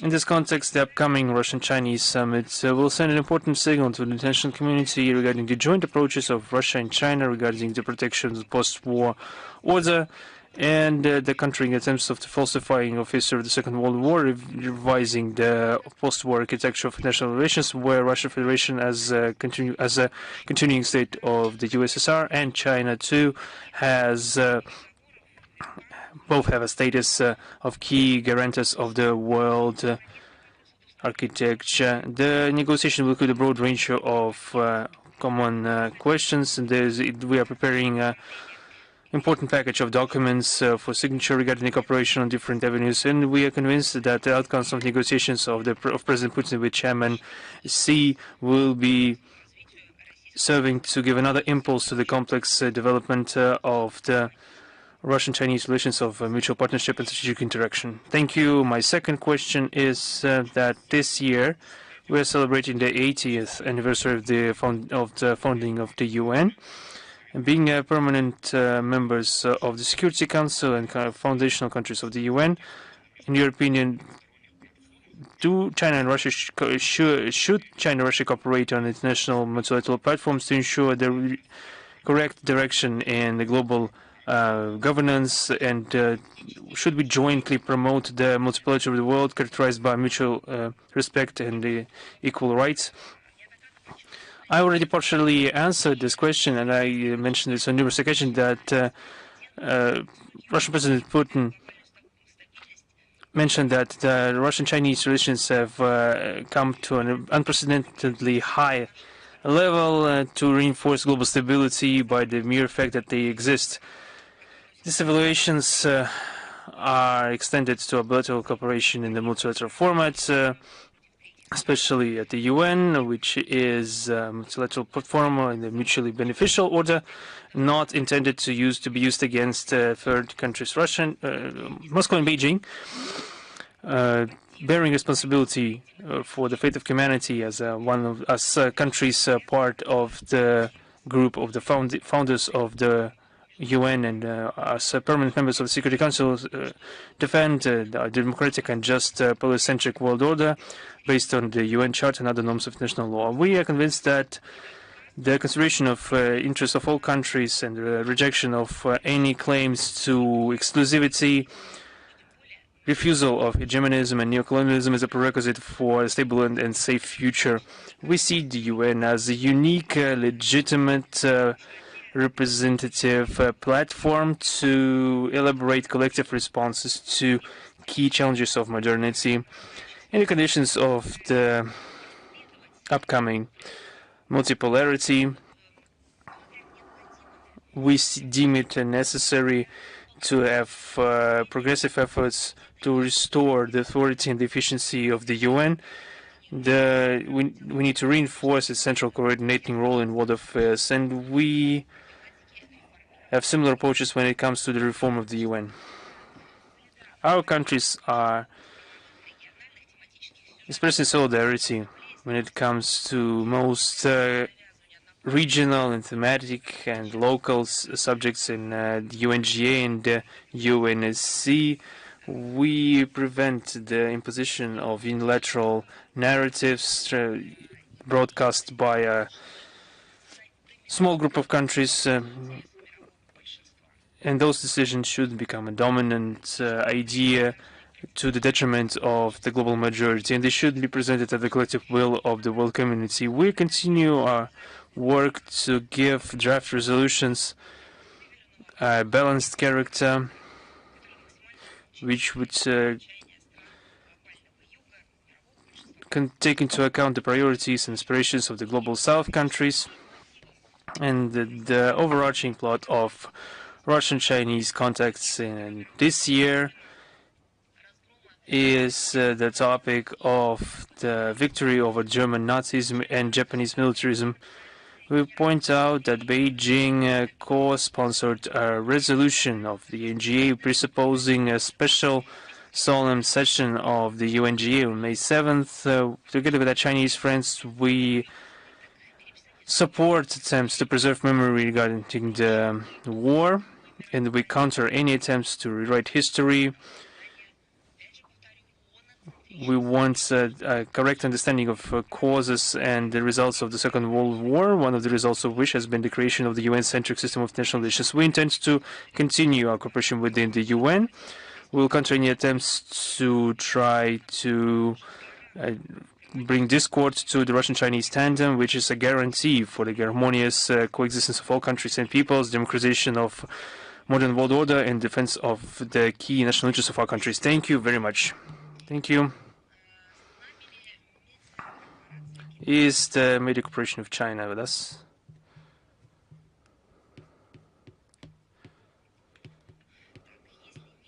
If not, further, is Reuters with us? Yes, good afternoon. Reuters is with you. We have two questions linked to the international agenda. The first question concerns Iran and its nuclear program. The U.S. President Donald Trump, in his interview to NBC News on May 4th, said that the nuclear program of Iran should be dismantled, with excluding the possibility of the use of nuclear energy for peaceful purposes. Did Washington discuss this with Moscow during the ongoing contacts between Russia and the United States, including on the Iranian nuclear program? And what does Russia think about this? Can Iran use nuclear energy for peaceful purposes or not? We don't just think or correct our position.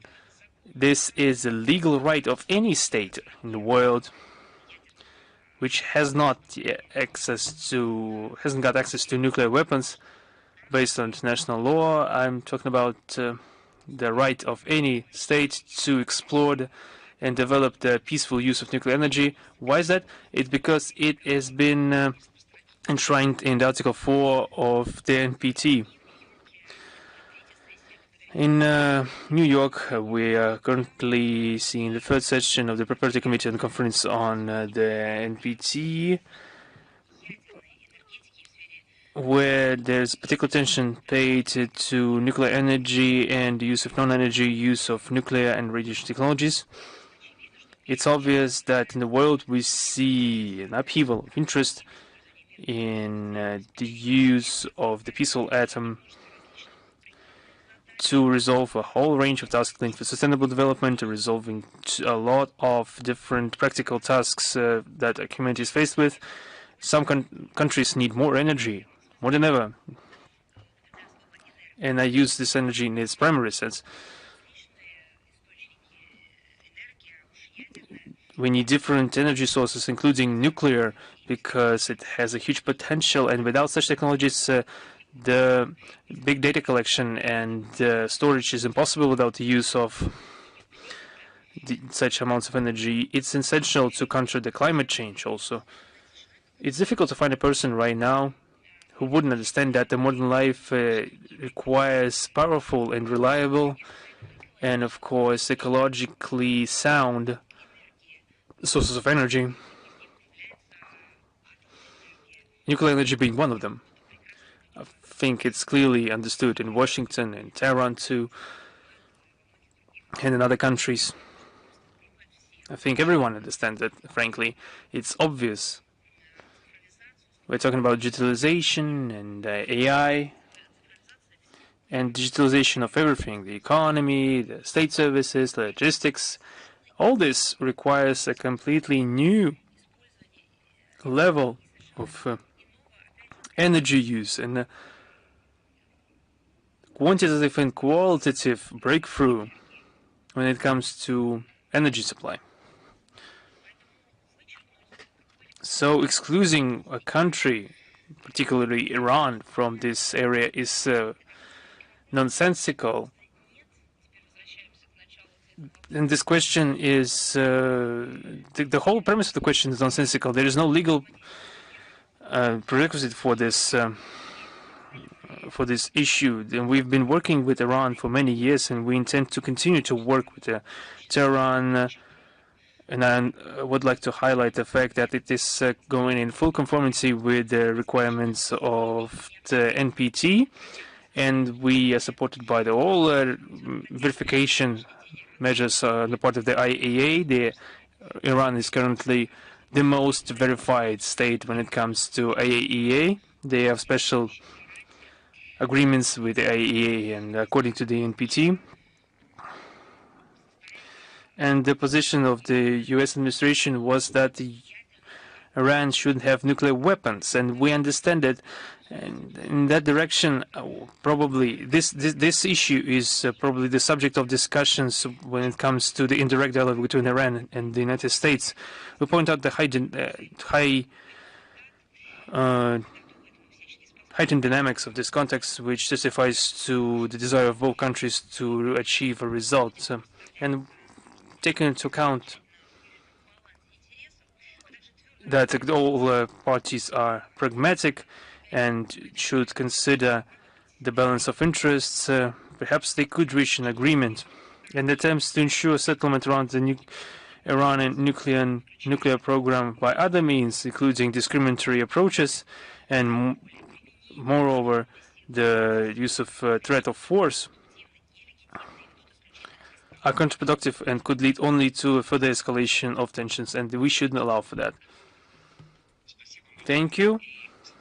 And my second question concerns the crisis and the border between India and Pakistan. Recently, India has closed another dam that supplied water to Pakistan. Pakistan tested a new ballistic missile in the wake of this. Escalation has been growing, and in that regard, what are the steps taken by Russia to de-escalate tensions between the two countries, and what is your evaluation of the situation? We are worried about the escalation of tensions between India and Pakistan following the terrorist attack in Pahalgam on April 22nd. Russia is a consequent supporter of normalization of relations between two countries that are friendly to us. We hope that the current disagreements will be settled by political diplomatic means on bilateral basis, and we hope that the concerned states will not allow for a new aggravation of tension in the region. We maintain direct contact with the Indian and Pakistani partners and also through foreign policy agencies. Thank you very much. Is Anadolu with us? Yes, good afternoon. Anadolu Agency. How would you comment on the rare earth metals deal between Ukraine and the United States? Would this influence the settlement of the conflict of Ukraine? And does Russia and the United States hold negotiations on a joint exploitation of rare earth minerals? And it's impossible to see comments even from on the part of Ukrainian authorities because they haven't read it. They don't understand what has been written in it. I would build my response to your question on the basis of two parts. If we talk about exact comments, they are impossible right now because no one saw this text. Moreover, there's been a lot of conflicting sources and conflicting information. We see each day we have more questions. Allegedly, 3 documents were signed in Washington, and not 1, and the texts have not been published. And those 3 documents have classified addendums. How could we comment on something that no one knows about, barring those who were present at the table of negotiations in Washington on the 8th of May? That's the most surprising story, that this package will be brought to be ratified by the Verkhovna Rada of Ukraine. Perhaps the deputies, the MPs, will be lucky to at least catch a glimpse of this document before being forced to press the buttons. Everyone is in anticipation. That's the kind of democracy that we are witnessing. I haven't seen anything like that ever. If you could give me any example where a parliament was offered to vote for something they haven't seen, I would be thankful to you. Perhaps there was one time in history, and after that one time, there's been a Russian statement, cat in the bag.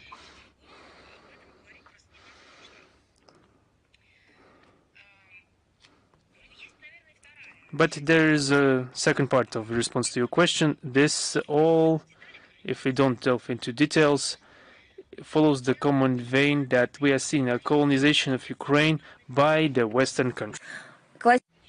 Classical scheme, imperialist scheme, when metropolitan countries pull out of their colonies, steal resources, is implemented today. The states in modern world can be divided, I think, into 3 groups. The first one, those who, according to previous times, want to continue being colonize, being neo-colonizers. Those second group, those who resist that, they have such possibilities. And the third one is the countries that do not resist that. Here there are 2 subgroups. A, those who do not have a possibility to resist. And the second subgroup, those who do not want to resist because they have been paid for that. I think in the last group and the second subgroup, it's the Kiev regime. It wants to be personally allocated the money for giving away natural resources that belong to the entire Ukrainian people, historically must belong to them. So here in that way, it's all obvious and clear.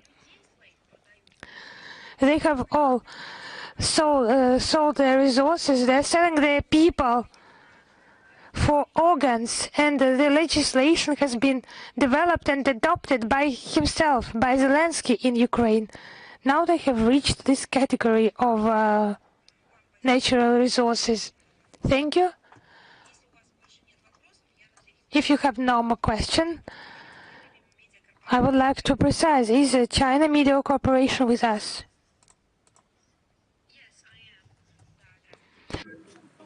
Yes, hello. Я вас слушаю. Yes, I can hear you. And my first I hear. President Xi's presence at the May 9 celebration highlights the strength of China-Russia ties. How would you assess the current state of the bilateral relationship? Ну, я сегодня много на эту тему говорила, я готова кратко повторить. Мы благодарны председателю КНР Си Цзиньпину за готовность в святой для нас день быть вместе с... So I have already mentioned this. I would like to repeat. Xi Jinping is about to visit Moscow and participate in the festivities. It's unique mutual trust and support that is present in the relations I have mentioned today, and our countries regard each other as priority partners and are ready to protect each other's basic interests, sovereignty, territorial integrity, security, and national development. The strategic partnership between Russia and China is of a comprehensive nature and is always enriched by the new constructive substance, and is in accordance with the key interests of our peoples and supported by them totally. The multifaceted cooperation between Moscow and Beijing is to continue to develop despite the turbulent international situation and attempts by external players to harm our friendship and good neighborly relations. Regional and global issues through platforms such as Shanghai Cooperation Organization and the BRIC as well. Мы плотно взаимодействуем на международном... We closely interact on international platforms, in international sphere, in international organizations and forums. We support equality, justice, and promote the construction of a just multipolar world order. With the decisive role of the United Nations organizations, we count the Westerners who are trying to impose the confrontational agenda to the entire world, including the Asian issues. Against this background, the strategic cooperation between Moscow and Beijing plays a key role in the stability of global processes and global governments. We believe that the vitality of the multipolar model depends on taking into account the interests of everyone, of all the countries, without exclusion and on a non-discriminatory basis. We think it's important to promote such human values as peaceful development, equality, democracy, freedom. These are the achievements of humankind and yields constructive, positive results for peoples, for their development and prosperity. Спасибо вам. Thank you. Is Varel with us? Yes, hello, Madam Zakharova. I congratulate you on the coming holiday. Yes, I congratulate you too. Madam Zakharova, two questions. The first one is about the victory parade and the visit by the Armenian Prime Minister Nikol Pashinyan. Do you have the information? Will he attend for sure? and the participation of Armenian servicemen in the parade. Will they be represented somehow? Yes, I think it's a known fact that Nikol Pashinyan, together with other CIS leaders, has been invited to attend the festivities, and as you understand, he plans to come, he has planned to come. But in order to confirm this information, you need to address the Russian President press service and, of course, the Armenian side. As for the participation of servicemen, of military personnel, was that your question? Yes. In general, there is participation of different servicemen from different countries that is planned, but for clarification, you need to address the Ministry of Defense, because they are responsible for the preparation of the parade. Madam Zakharova, and the second question, it's about two cases. One of that, maybe you know, in one of the capital districts of Yerevan, there was an incident. One person who represents a pro-Western party, he said there was a provocation against him by Russian embassy for visiting Bucha last year. And the second one, at Alen Semanyan, at a meeting, he made negative statements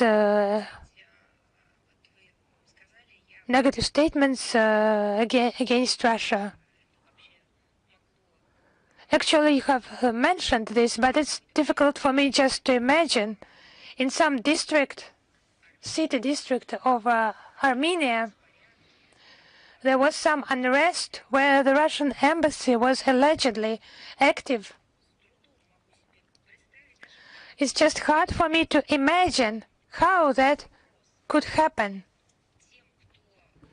I have a question for you in turn. Those who were trying somehow to link Russia to this issue, do they have some facts? How the Russian embassy, in their opinion, in this city district, how could the Russian embassy manifest itself? Just Biden and Clinton, they just have invented a story about Russian hackers who disturbed them, but then it turned out it was not true. Then someone invented a story about Novichok poison. So how technically could that happen, according to those who have started to accuse Russian embassy of that unrest or some problems, as you have mentioned? It's just interesting. It's really interesting for me. I have heard many cases. This case, actually, I hear for the first time about this city district, but I would like just to know. I have not studied this issue in detail, just general information. I think it's just an attempt to resolve the domestic issues with the use of some foreign policy facts. The issue with Russia is actually hot, and why not to speculate with that in order to attract your competitors with some interesting perspective ideas? I think here you should look for the response. I would repeat, we have heard so many things from different countries on our alleged interference. We do not interfere, and there are no such cases. Do not interfere in some elections in sovereign countries. What they have tried to accuse us of, to offend us, it has turned out to be fakes, misinformation, lies in domestic policy, or in order to justify their foreign policy actions. It does not facilitate the relations and the foreign policy situation. So I just do not want to study that in detail. Actually, those Brussels methodology are starting to be implemented on the territory of Armenia. It's just painfully familiar, so familiar, and I have cited some examples for you.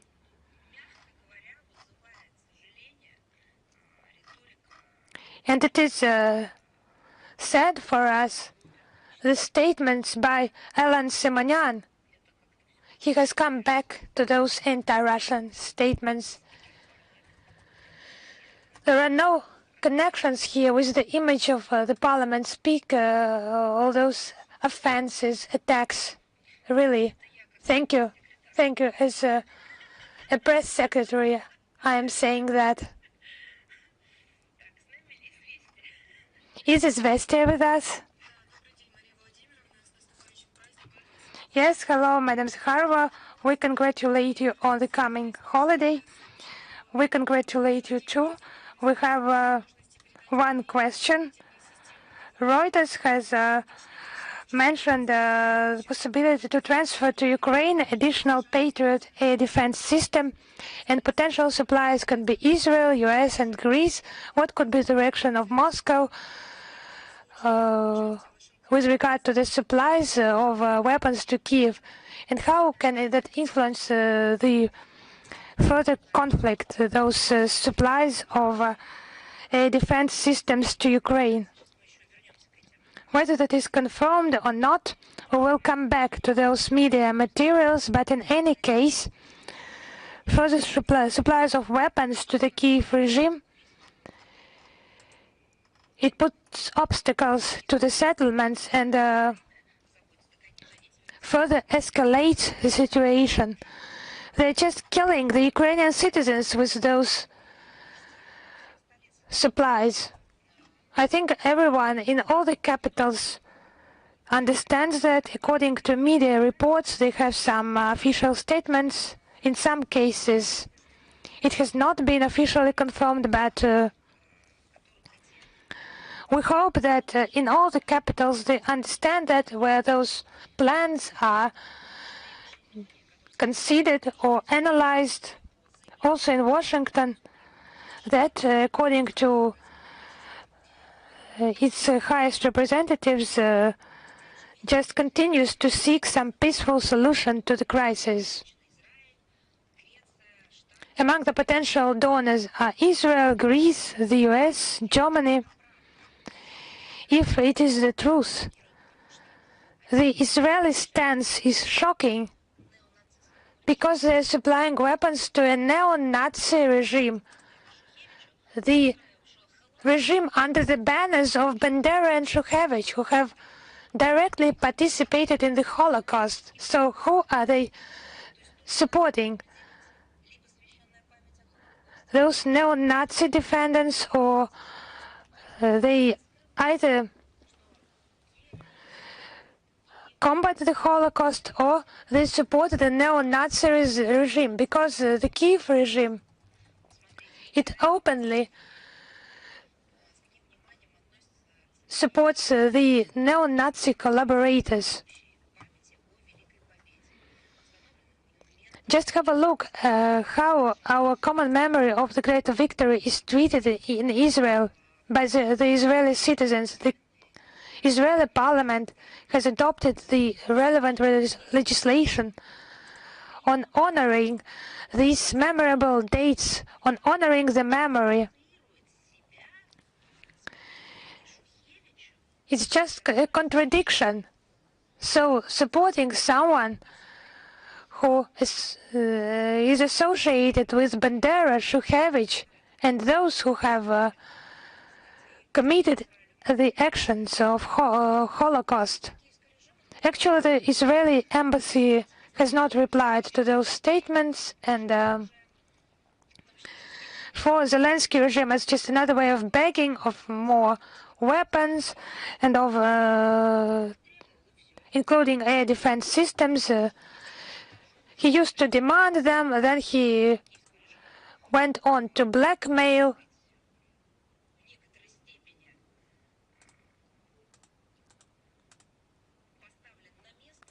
And now he has been in a way just received some statements from White House chief, and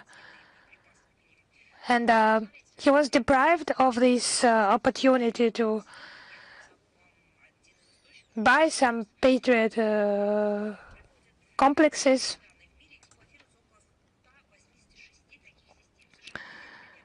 We have the data that 186 such systems are used in the world. For the US, it's about 1/3. The rest are in Europe, Asia, and the Middle East. In Europe, there are 40 such complexes, and Germany and Greece, 15 such air defense systems.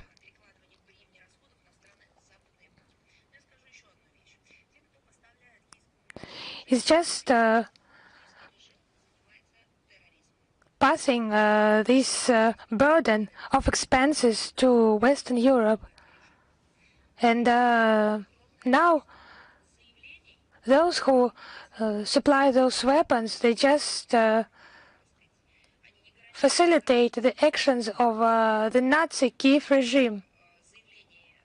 Now the statements I have quoted today, that they do not guarantee the security of the parade on Red Square, and possible strikes against civilian population, I have quoted today directly, that they confirm such a possibility, targeted strikes against civilians. Now, threats against Margarita Simonyan and yesterday against me of physical violence, not from some marginal figures, but officials. Yes, they are somehow officials on the territory of Ukraine. Yes, those who supply weapons to the Kiev regime, they just need to understand they just sponsor the neo-Nazis and ship weapons to them. How is that all linked? And the statements made by those countries on fighting terrorism, inadmissibility of international terrorism, countering racism, and so on. They just need to be aware. They just do not just support the Kiev regime that is not democratic, that is illegitimate, but they support terrorists with Nazi ideology. Thank you very much. Is News.ru you with us?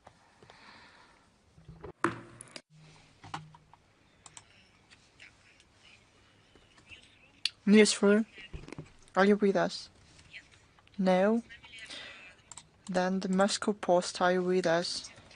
Good afternoon. We congratulate you with this great holiday. We have one question for you. The Federal Agency on the Preservation of Constitution of Germany decided to recognize the Alternative for Germany party as the far-right extremist organization. How can you comment on this? It's not the first time when they do that. They have rich experience in this. It is with the prohibition of political parties that the Nazis started their path to power in 1923. They prohibited other public organizations that played a significant role in the political life of the country. It was only the beginning. After that, as you remember, there were bans on professions, and later they went to faith, nationalities, then they started to physically separate people, then they started to put people into to use them as a labor force. This happened in the history of Germany, and it was enshrined in law back then. At the current stage, Germany didn't come to such ends, but they shouldn't repeat the mistakes that cost a lot to Germany and the world. As we see, this trend is alive in Germany. Traditionally, we don't comment on the internal political agenda. We do not interfere in internal affairs of third countries. We don't comment publicly the political processes. But the point is that they try to connect it to Russia. They usually in their internal affairs refer to Russia, to our country. What is also surprising, there is a special agency that is aimed at to protect the democracy and constitution. And they want to prohibit the party that almost 30% of the population in Germany vote for. It's an interesting story. If they prohibit this party, what do they do with the people, with the 1/3 population of the country? Are they going to ban them, to cross them out, to expel them?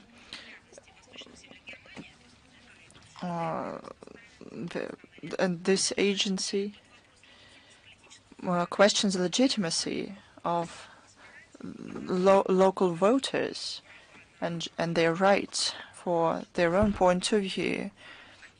They have to explain this and work this thing out. I would like to draw attention to the fact that these things shocked a lot of people abroad as well. And what happened today with Mr. Metz is probably not a coincidence. All this political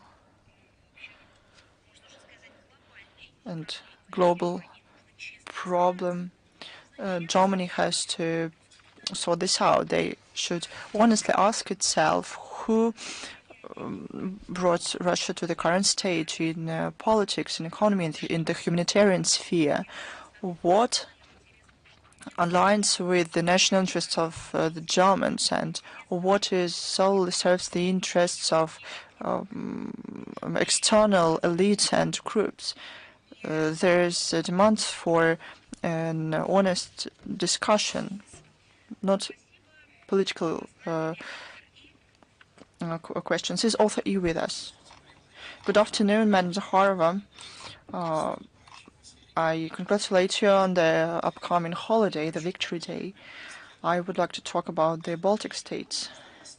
Every time we look at the news, and you cannot what to expect after that. Recently, President of Lithuania signed a law stripping Russians of the residence permit. Probably they are going to fight with Russia. The Estonia wants to take down the Russian military ships. What's going on with all those republics in general? You know, if I may, I'll add up to my answer to your Armenian colleague. I would like to refer to the briefing of Mr. Ushakov. He said that the Red Square will see the marching of people from many countries. Now, as to your question, you mean the agreement between Russia and Thailand? No. It's another question. We'll go back to it. Oh, the Baltic states. What's going on with it? What's going on with these small countries? You have several questions. This cannot surprise anyone. The state policy of the Baltic states, unfortunately, is not based not on Russophobia, but they have a practical plan on how to make the life of their own citizens even more difficult and sometimes even unbearable, because natural partner, neighbor, an economic cooperator. I don't know.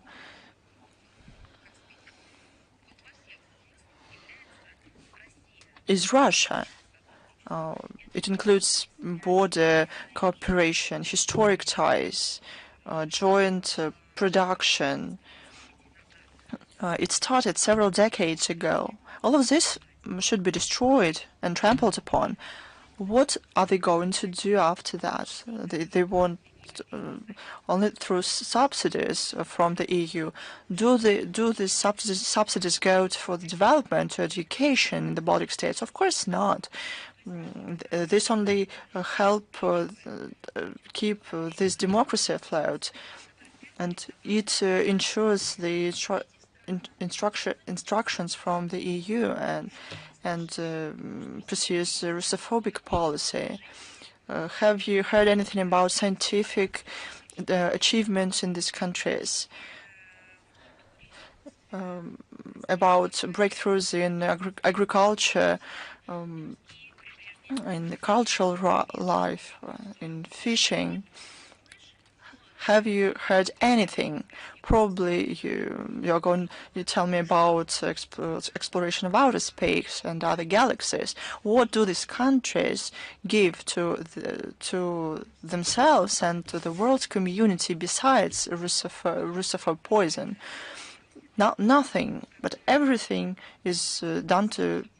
They are paid for Russophobia, and they hide from their own citizens the fact that they are not developing. Unfortunately, we see that the hostility of these pre-Baltic states only ramps up. Lithuania, Estonia, other countries, because of their historic role, can do little. In reality, the states aspire to make life for the Russian-speaking citizens more difficult. They discriminate and violate human rights. It's normal for Vilnius, for Riga, for Tallinn. Now they even start talking about saber rattling. They started to use the language of war. But who's doing that? The Baltic states. I'll tell you one more time. Does it have any achievements besides NATO exercises?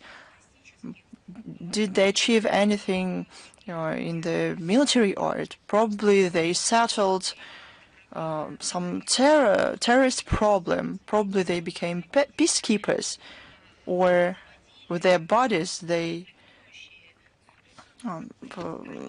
settled disputes in any country. Did they show themselves positively as a nation? Probably there was a peacekeeping operation. What did they do? What are they proud of? What's the basis for such an aggressive narratives? It's either the complex of inferiority or something like that, because those who cannot do certain steps are mostly aggressive. They only call names somebody else. They try to degrade others. Or probably it's the only chance for them, for their political establishment, to increase their rating. Probably it's just narratives that they're paid for it. It's the way of the economic development. Thank you. Question to you. You're absolutely correct. It's about Thailand. President of Russia, Vladimir Putin, introduced to be ratified an agreement between the Russian Federation and Thailand. Now, all the criminals who are wanted by the law enforcement of the both countries can be extradited. It's good news. Are there any plans to sign similar documents with other countries? We indeed work and strengthening on this track with other countries. Such agreements are an important element of the international anti-criminal cooperation. Over the recent years, more than 20 similar documents were signed. For now, the Ministry of Justice has negotiations with a number of countries, including Nicaragua, Mozambique, Mauritania, Djibouti, and Mauritius. Thank you. I'd like to tell you one more time that this is the competence of the Ministry of Justice, together with other interested parties, but the leading role belongs to Ministry of Justice. Thanks to you. Is a newsroom with us? Madam Zakharova, good afternoon. News.ru. We welcome you and congratulate you on the upcoming holiday. Thanks to you. Question 1. The EU said that it's going to increase the support to Ukraine if the US and Russia don't negotiate the settlement of the conflict. The European Commissar on Defense said that he didn't rule out the possibility that the cost of this support will go to 40 billion euros from the current to 80 billion euros.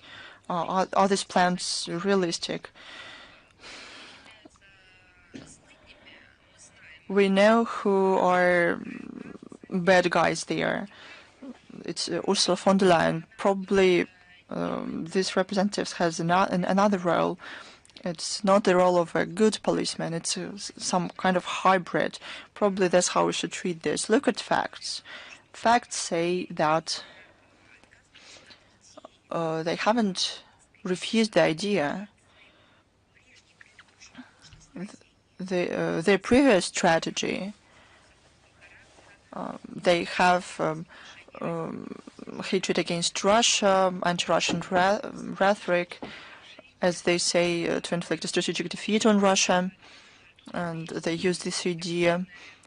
There's active attempts of European officials to make up coalitions on new forms of, to support the Kiev regime. Probably it's a new tactics, because on the example of these facts,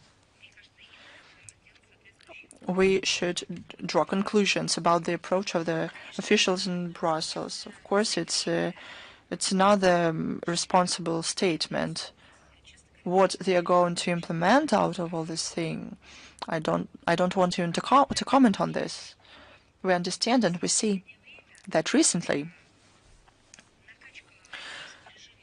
the pumping the Ukrainian regime with the European armaments is not supported the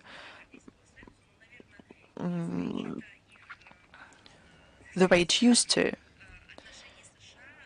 Not because of their relations with the US, but because people in the EU countries started to ask questions, they started to vote, started to demand explanations why they live the way they do and not the way they were promised, why they have to sponsor this bloodshed, why they have to send their money to support a crazy person.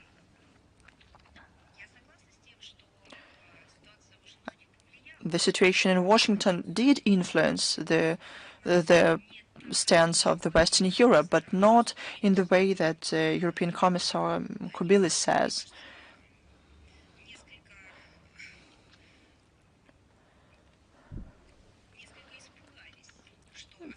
Because they became terrified a little that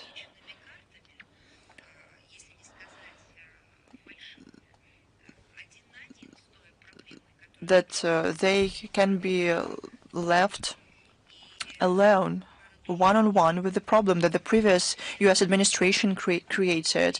They realized that they have to be honest with their own population, not to come up with some new explanations. Question 2 that we have, it's about Armenia. The Speaker of the Armenian Parliament, Alen Semanyan, accused Moscow in a hybrid war. he talked about the internal political situation, said that huge money from the outside are spent there. He agreed that it's from Russia. According to him, the participants of the hybrid war from Russia tried to change the power in Armenia. The statement was made right after he received the ambassador of Russia, Sergei Kopyrkin. How can I comment on this? Well, already commented on it that it's another round of aggressive narratives. We are confused. What kind of hybrid war against the leadership of Armenia we can talk about if Armenia is going to be represented during the Victory Day events? There is constant contact at the highest level. We are talking only about cooperation and interaction. The speaker that you mentioned probably says something else. Probably he has to work out the common position on this. I cannot imagine a situation when his words on somebody else's behest or on his own could be true. Can someone give any kind of facts? It's impossible. It's Western guidelines from Brussels. Thanks to you, and thanks to you. Are there any more questions? If there are none, then I say goodbye to you until the next time. And one more time, I congratulate you with the upcoming holidays, with the great the Day of Victory.